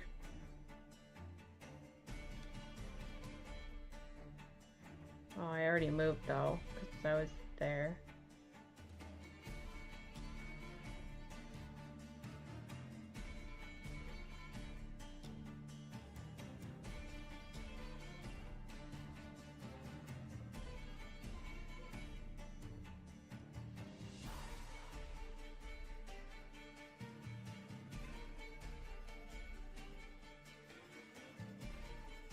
So she will move there. What is the lowest?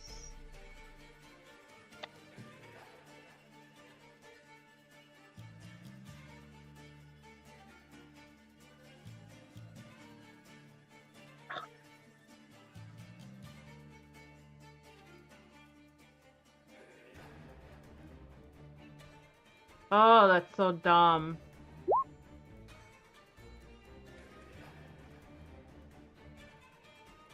What are you doing, Steffi?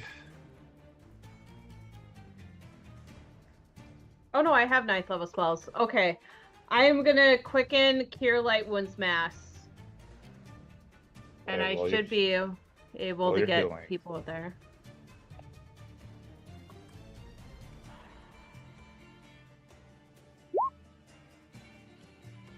$23 hit points to everyone in the area over there. Okay.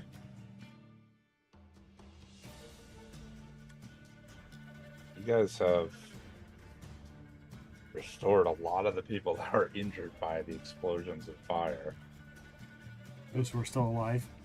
Those who are still alive.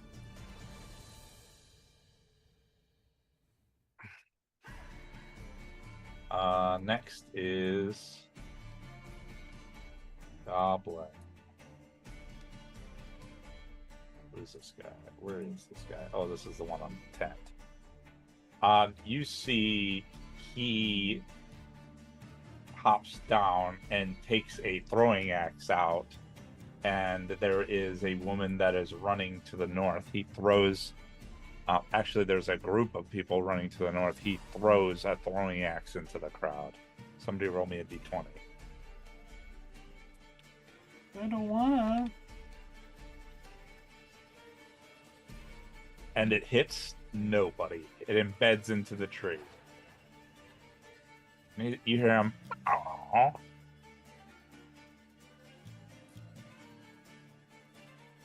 5, 10, 15, 25, 30, 35, 40. 40. This one is going to try to throw a throwing. Can he even reach you?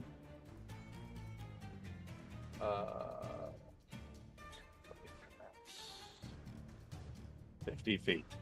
Jeremy, Miles, he throws a throwing axe at you, and it lands like right here. Hey, as long as he's focused on me and not other people or exploding, cool. This one sees use, I think, and sees an opportunity to throw a throwing axe. So he moves to there and throws a throwing axe at Sephi. 18 to hit you. Nope. Brianna. So Brianna's gonna kind of hop over the fence. Arabella, you're on deck. Be ready. 10, 15, 20, 30. And I think it's gonna double move. 5, 10, 15, 20, 30. And get to there. It's a double move, and that unfortunately is going to be all I can do. Arabella. Naveen didn't communicate. Does Arabella notice that the stuff is making on the guy's vest? You I mean, can if see I could communicate on not my turn, I would. You can with telepathic bond. Yeah, we have telepathic bond. Yeah, I would say that the chemicals in his vest, like Delabor's bombs, and they're not well contained. They mix on their own.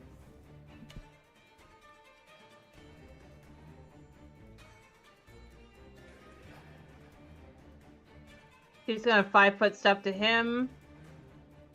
Well, he's kind of. Yeah, he's close. It's closer. She's gonna put a hand on him and teleport him. Okay. Okay. The one you had suggested? I'm gonna teleport him in the middle of the ocean. So that he can't swim, that he drowns while pushing up. Okay, he's gone. Is that end your turn? Yeah, because I guess I 5-foot stepped. All right, Miles. Oh, I know nothing of alchemy. So I don't know if I shoot the vest and cause the contents to drain out, if they will still explode or not. You could ask. So, We're in a mind link. yeah, I would ask. I'll pose the question. If I shoot the vest instead of it, would they still react? Could I answer him based on my educated guess from what I've seen from the two goblins right here? You could guess, but you can't roll a check until your turn. Okay. Until you get a chance to actually look at the vest. Okay. Well, either way, they are throwing axes. And his focus is neutralizing threats. Alive or dead, they're still.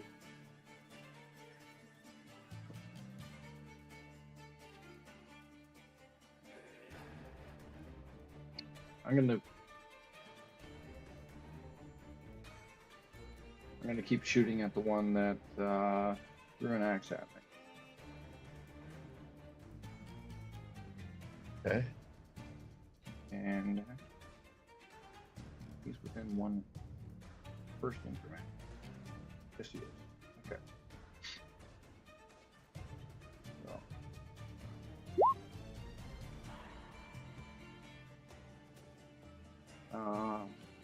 I'll stick with just those for the moment and see if he goes down after the first two. You do more than 10 damage, or more than 28 damage. In 2 hits, I do 42 base plus die. He dies after maybe the first hit, but definitely the second. Okay. And then I still have a swift action. I will study the one that threw the throwing axe into the crowd. So that guy over there. That is this one. Yeah. So first increment.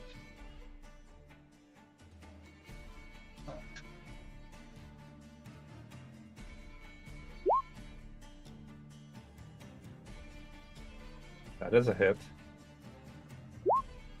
Another hit.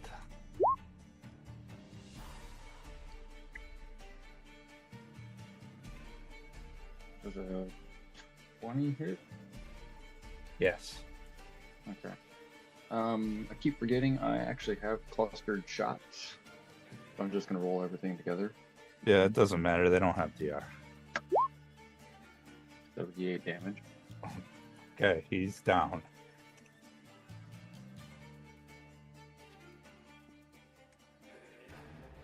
And then Miles is done.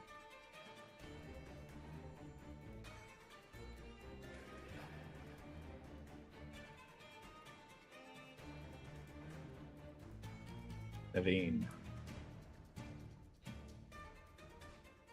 Okay. Is there anywhere on the board that isn't full of civilians? It looks like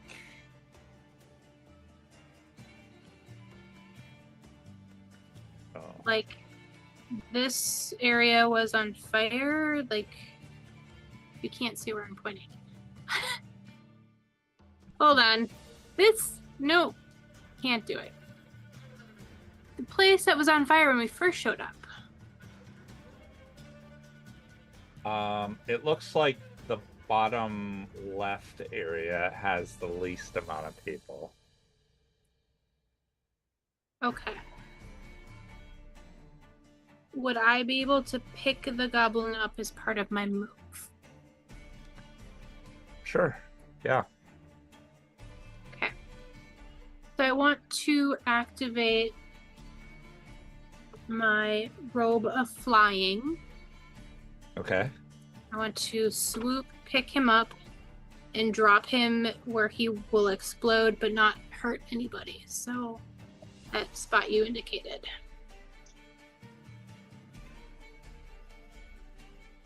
So, what is your fly speed?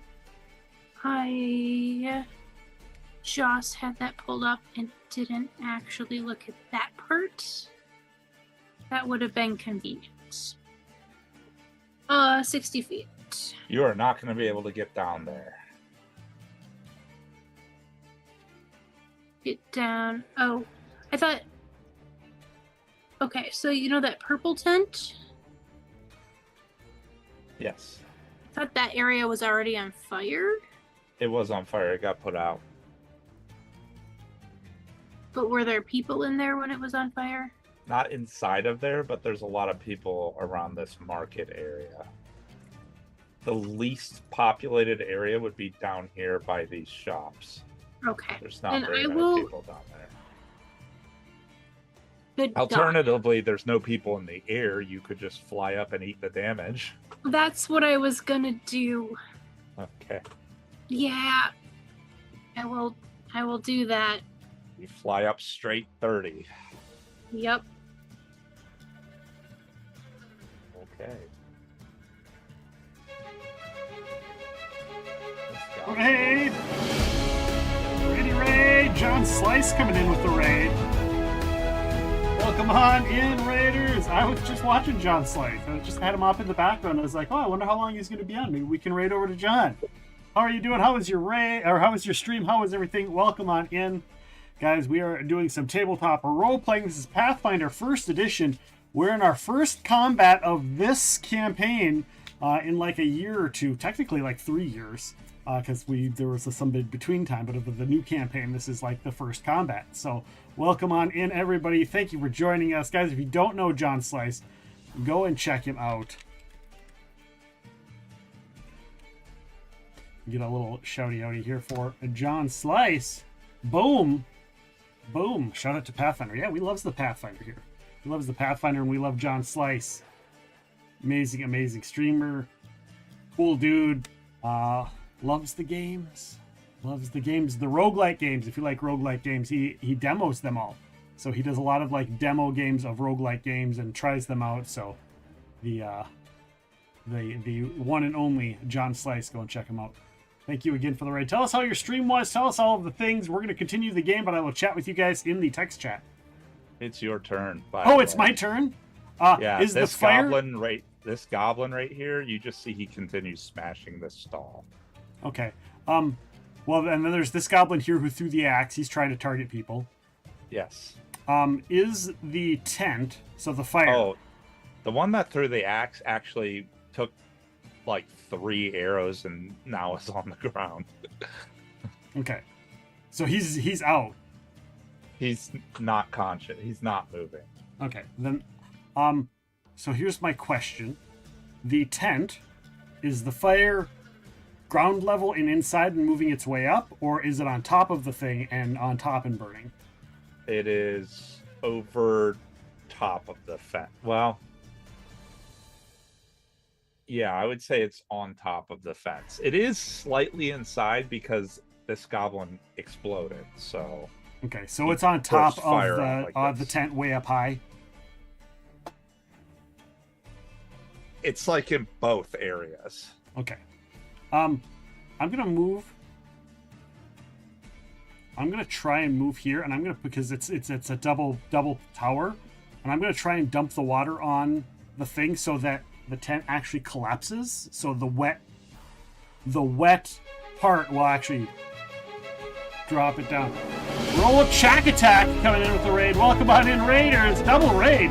John Slice and Roll Shack Attack.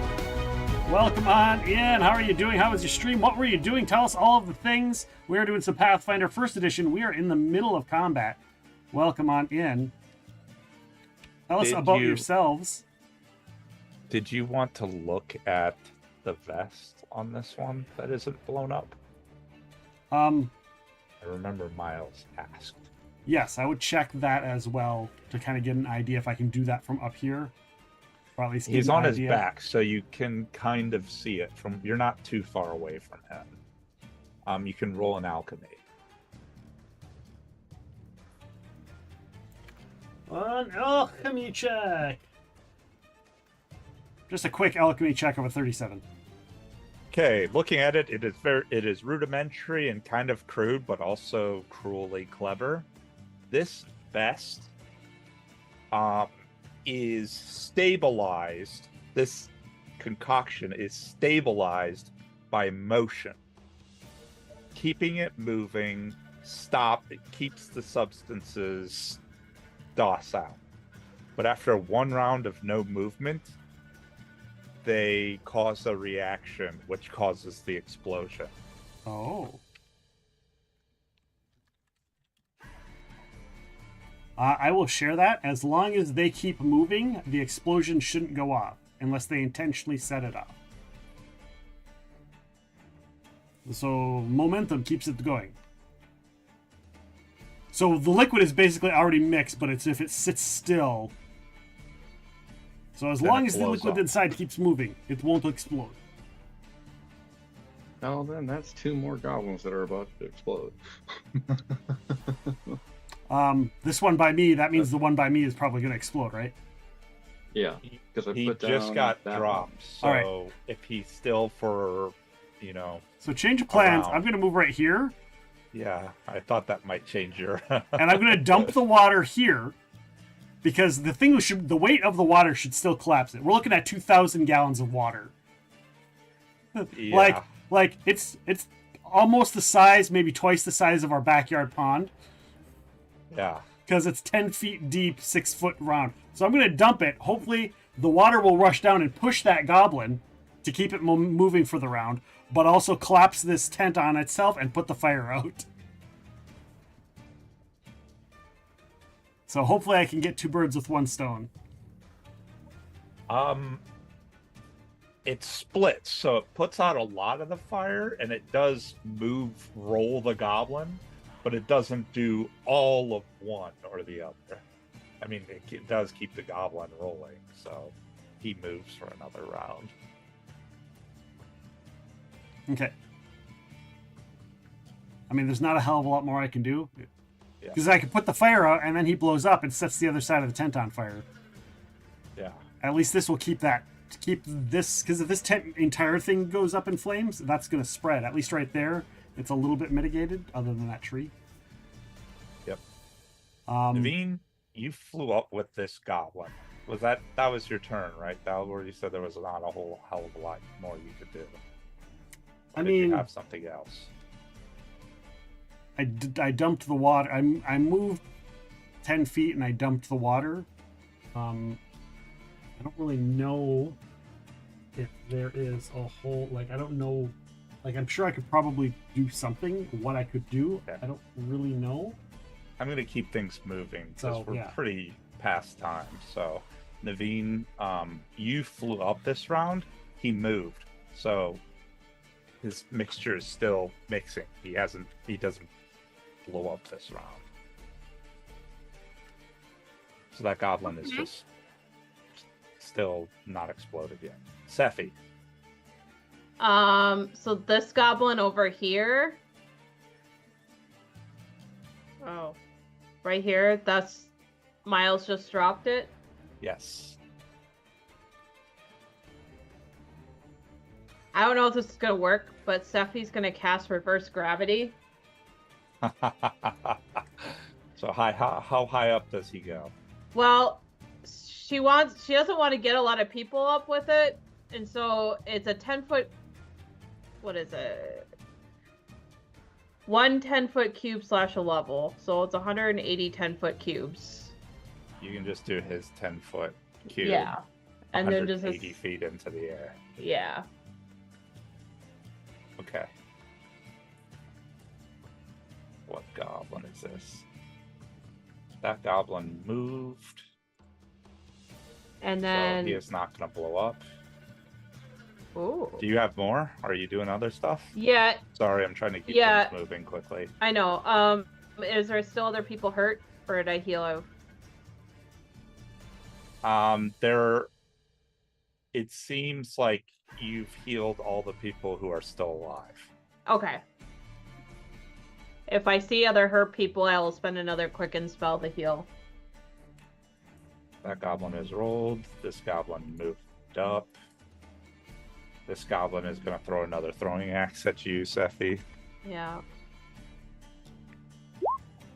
And misses. Brianna.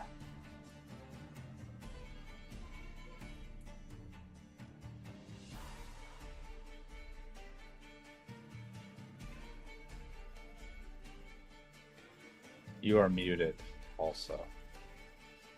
So sorry. So I moved up 30 and I see this guy here.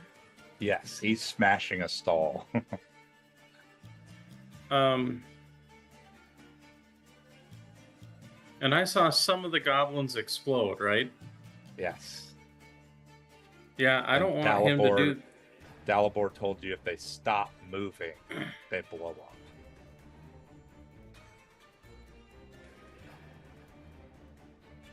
Okay.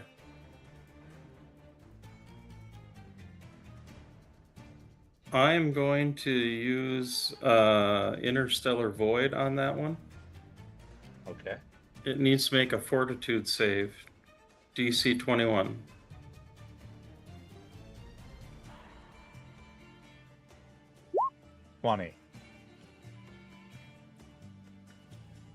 Okay, so it is going to take 48 cold damage and is fatigued. Yikes. His green skin pales to a yellow, and he turns around and looks at you with heavy bags under his eyes. Does that end your turn? I moved and I did an ability. Yes, that is the end of my turn. Arabella. Navina's flying, right? Yes. Yes. Okay.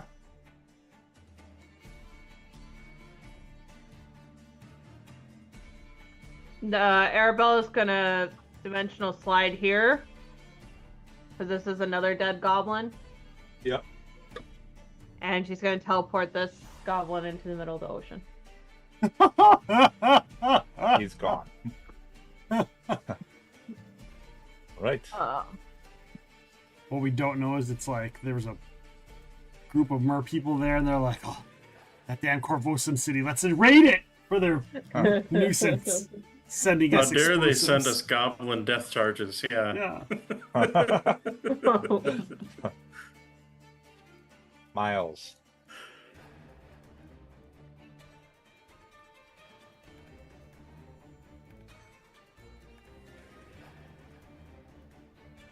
I'm at that point where I'm not sure if I want to actually shoot them or not now. Now that I know what I know.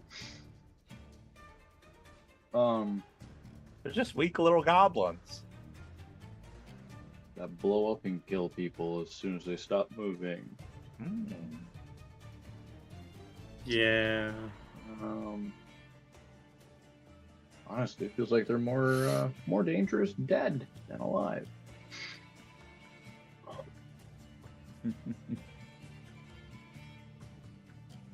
Absolutely cool. Need like grappling Well. arrows.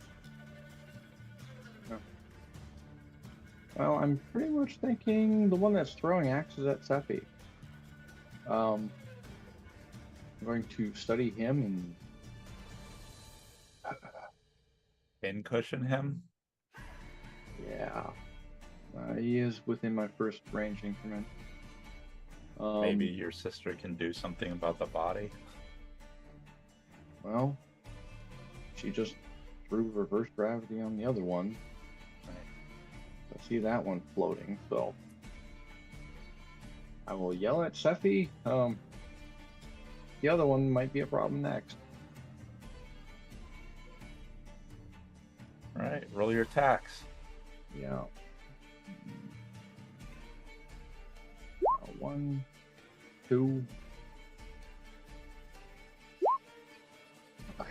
Jesus. Those are all Alright. hits. How many 19s have I got? Wow. Let's throw the last one at him, too. Okay. He's, You can roll damage altogether. well, he's going to be dead. Oh Sure. yeah, I'm sure. Naveen, you're on deck. Yeah, 5 plus 105.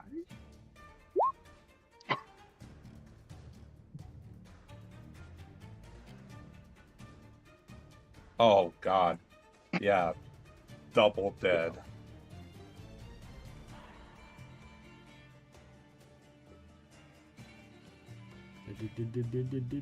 Naveen. All right. So theoretically, as long as you keep moving, you should be able to move him where you want. Exactly. So I'm flying. And when I descend, is it double or just time and a half? It's double when you descend, and it's half when you ascend. So if I were to go diagonal, could I go 90 or 120? It would be 90 because the diagonals count for 2 for every one. Okay. And then one last question. The goblin that Dalibor hit with the water, did that move at all? It did move him, and then Arabella teleported him away. Okay. So right now you see one that Brianna hit with her ability. He's still alive. This one is reversed gravitied, and this one was just dropped.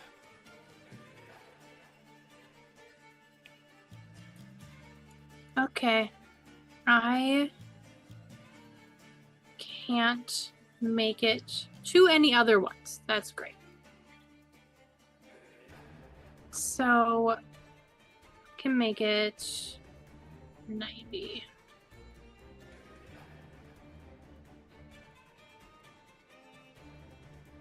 I feel like Dalabor's got the other side. So I'm gonna move to change my tools. Hold on. What I said, like right here-ish, something like that. Yeah. Okay, and then another 90. I can double move. So I'm gonna go 15, 25. Nope. Yep. So I should be able to like hover over here. Ish. And I am gonna yell at the crowd.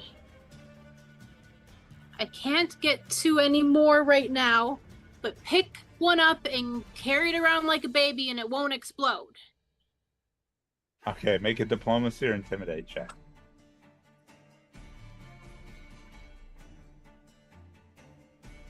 I can do a diplomacy. Hopefully. Oh no! They're just panicking and running Oh around. no! That's when I needed the re-roll.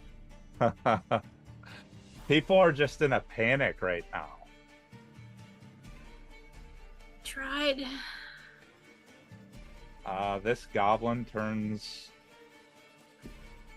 and will charge you with his axe. He can't do that. He's fatigued. He's gonna throw a throwing axe at you, Brianna. Okay. It's gonna have a 20% mischance, or I have 20% concealment. Well, would a 13 even hit you? No. Then let's not even bother. He's too tired. Dalibor. I'm out of water. It's gonna take me forever to get there and back again. There's more goblins that are still to explode, right? There is this one which is still moving that's fighting Brianna. The one below you already blew up. There's nothing left of him. And then Naveen is carrying one. There's one that is at the top of like 180 feet in the air on a reverse gravity. And then there's one right next to Sephi who was just dropped and has not blown up yet. Okay. Thank you for the follow. Roll check attack. Playing Pathfinder 2nd edition in French. Okay, cool. Well, thank you again for the raid. Is there anybody else by this goblin over here that Brianna's fighting? There are people around. Yeah, they're scrambling, trying to get away.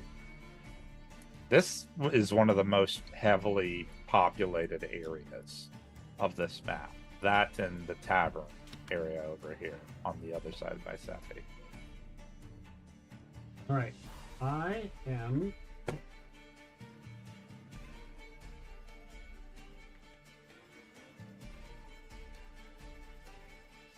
going to drink a transformation. Okay. Which basically turns me into a fighter. Nice. I'm gonna fly down there and I'm just gonna grab just grapple him and fly off with his body, with his living body, or at least try to. I'm gonna like Drinking it. What kind of accent is drinking your extract? that is a standard. Okay, so you would move and drink, and so you could grab him next round. Right.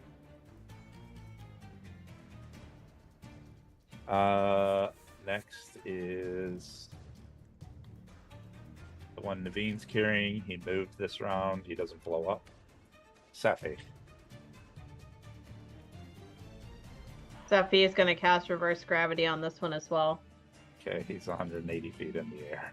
Yep. And then Yeah, can she like follow up with Naveen's diplomacy check?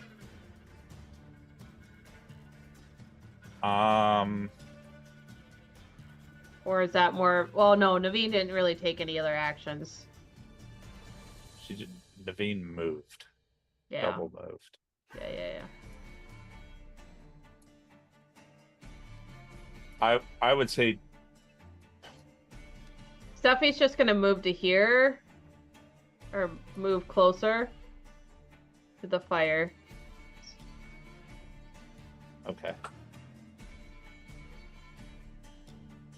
So next are the two goblins who were reverse gravity. They moved, so they don't blow up this round. Brianna.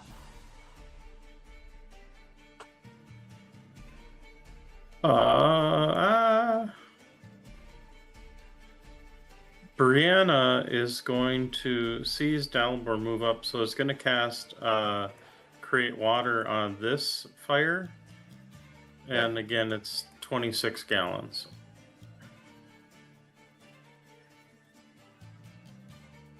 Is reduced to half its size.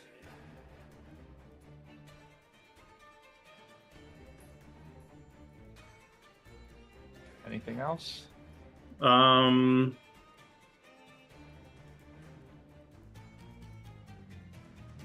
think we'll move 10 feet to there, Yeah. and then that'll be it. Arabella.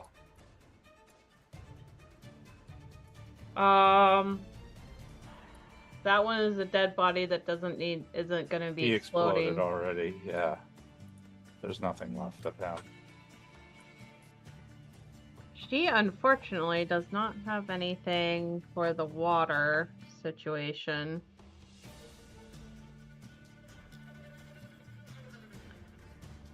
Dalibor is taking care of the one goblin.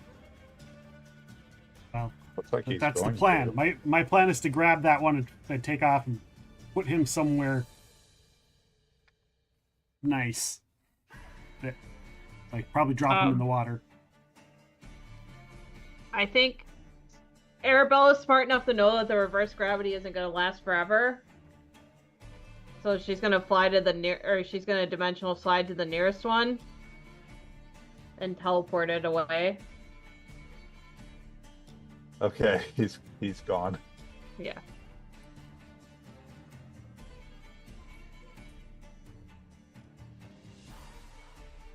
What goblin is this one? He's gone. Miles. Dalibor, I'm gonna make your job easier. He's gonna be dead weight. Sounds good. I will study, and I'm pretty sure he's second increment. Yeah, just in the second.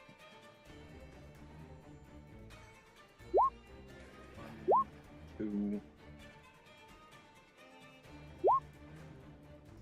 three. This guy's got 14 hit points left. Oh god, I'm not even gonna roll anymore after that, because you know how much damage it's gonna deal. Yeah. Okay. So we are officially out of combat, but just give me a description of what you guys are doing with the bodies that are left. The one that is at the top of the reverse gravity blows up harmlessly 180 feet in the air. It looks like it maybe covers a 10 to 15 foot area, and he's like way up there. But you still have one that Naveen you're carrying, and there's one that Dalibor you're now carrying. Can I say in the mind link, Dalibor, I can take the two bodies to the water if you want to help put out fires or heal people. I can carry two dead goblins. Okay. Sounds good.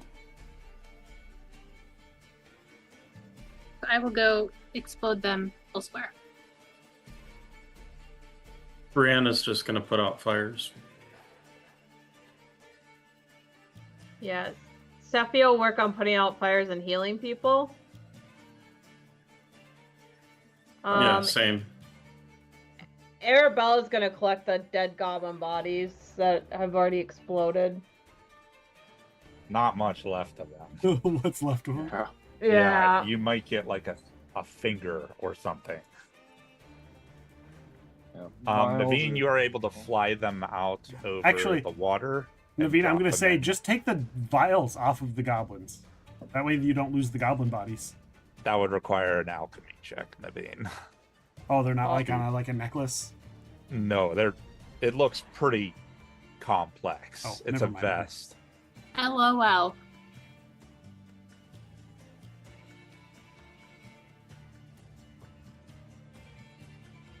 Okay.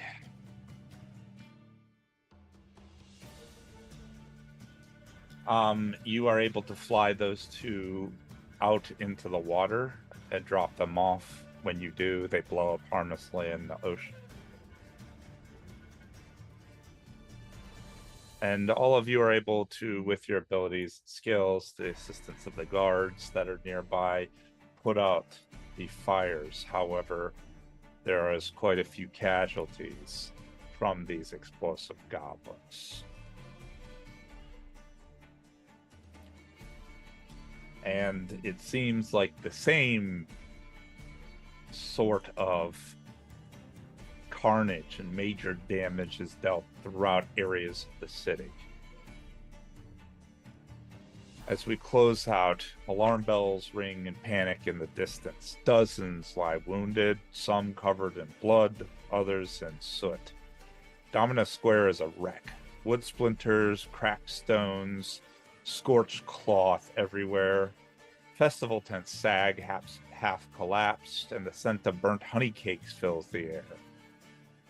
Watching from somewhere above, a soot and blackened goblin perches atop a lightning rod silhouetted in flame.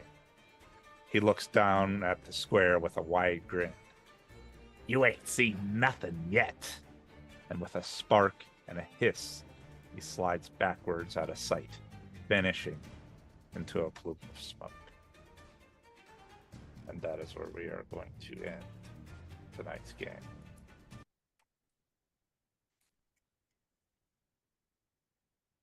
The Sploder. Exploder is Now he's a bit more, now he's a bit less of a joke and a little, if we could take him a little bit more seriously now. more. Yeah, he like killed a lot of Exploder. people. Jesus criminy. Oh boy. Oh boy.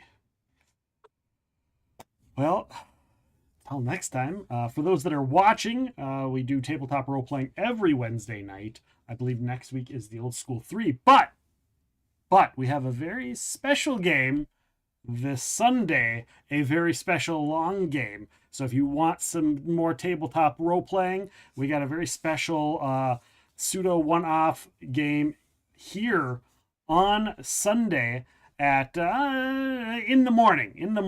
We're gonna gather at about 8 and get started once everybody gets together and go live then, and who knows how long it will go. We have some very special channel point redemptions just for Sunday, so you don't want to miss that. So while we do tabletop role playing at this time every single night, 6 p.m. Central, a very special high level, high powered shenanigans, crazy, heavy game run by the one and only Andrew, coming up on Sunday right here on stream. So you don't want to miss that. Of course, next week, I believe on Wednesday next week, I believe is the next part of our Old School 3 campaign, which is kind of our more interactive, and a chat-friendly game, lots of stuff as well. So make sure to join us next Wednesday. I will be back tomorrow. We got video game shenanigans going on. Either we're doing Dark Epoch or we're doing more Minecraft. I'm thinking I might do more Minecraft. I got some projects to do tomorrow. So come and join us tomorrow for that. I might also do some Dungeon Alchemist tomorrow and build maps for tabletop roleplay. Who knows? So swing by tomorrow, find out what we're doing. That'll be at about noon Central Time. So with that being said, I want to say thank you to Andrew. Thank you to all of our players. That was a fun. That was a lot of stuff. We did not expect combat. We're gonna raid on out to a friend who I haven't seen streaming in quite a while. They not only are they playing now. Hear me out. Not only are they playing Minecraft, but they're playing something called Minecraft Bingo, where they literally their character has a bingo card and they have to find all the random items on there first amongst all the people playing. So we're gonna go and join another unique who is playing Minecraft Bingo. Check it out. It is crazy. It is fun. It is cool. Go and see how they are doing and come and join us for the raid. You can use my raid emotes, your raid emotes, anybody's raid emotes. You can use a roll check attack. Thank you for the raid. You can use their raid emotes. You can use John Slice's raid emotes if you have them, who also raided us. Thank you for the raid to those two people. You can use anybody's raid emotes. So just whatever you do, make your voices known, say hello, represent, and we will see you down the road. Take care, everyone. Good night, and we'll see you tomorrow. I can find that button. Where's the button? There it is.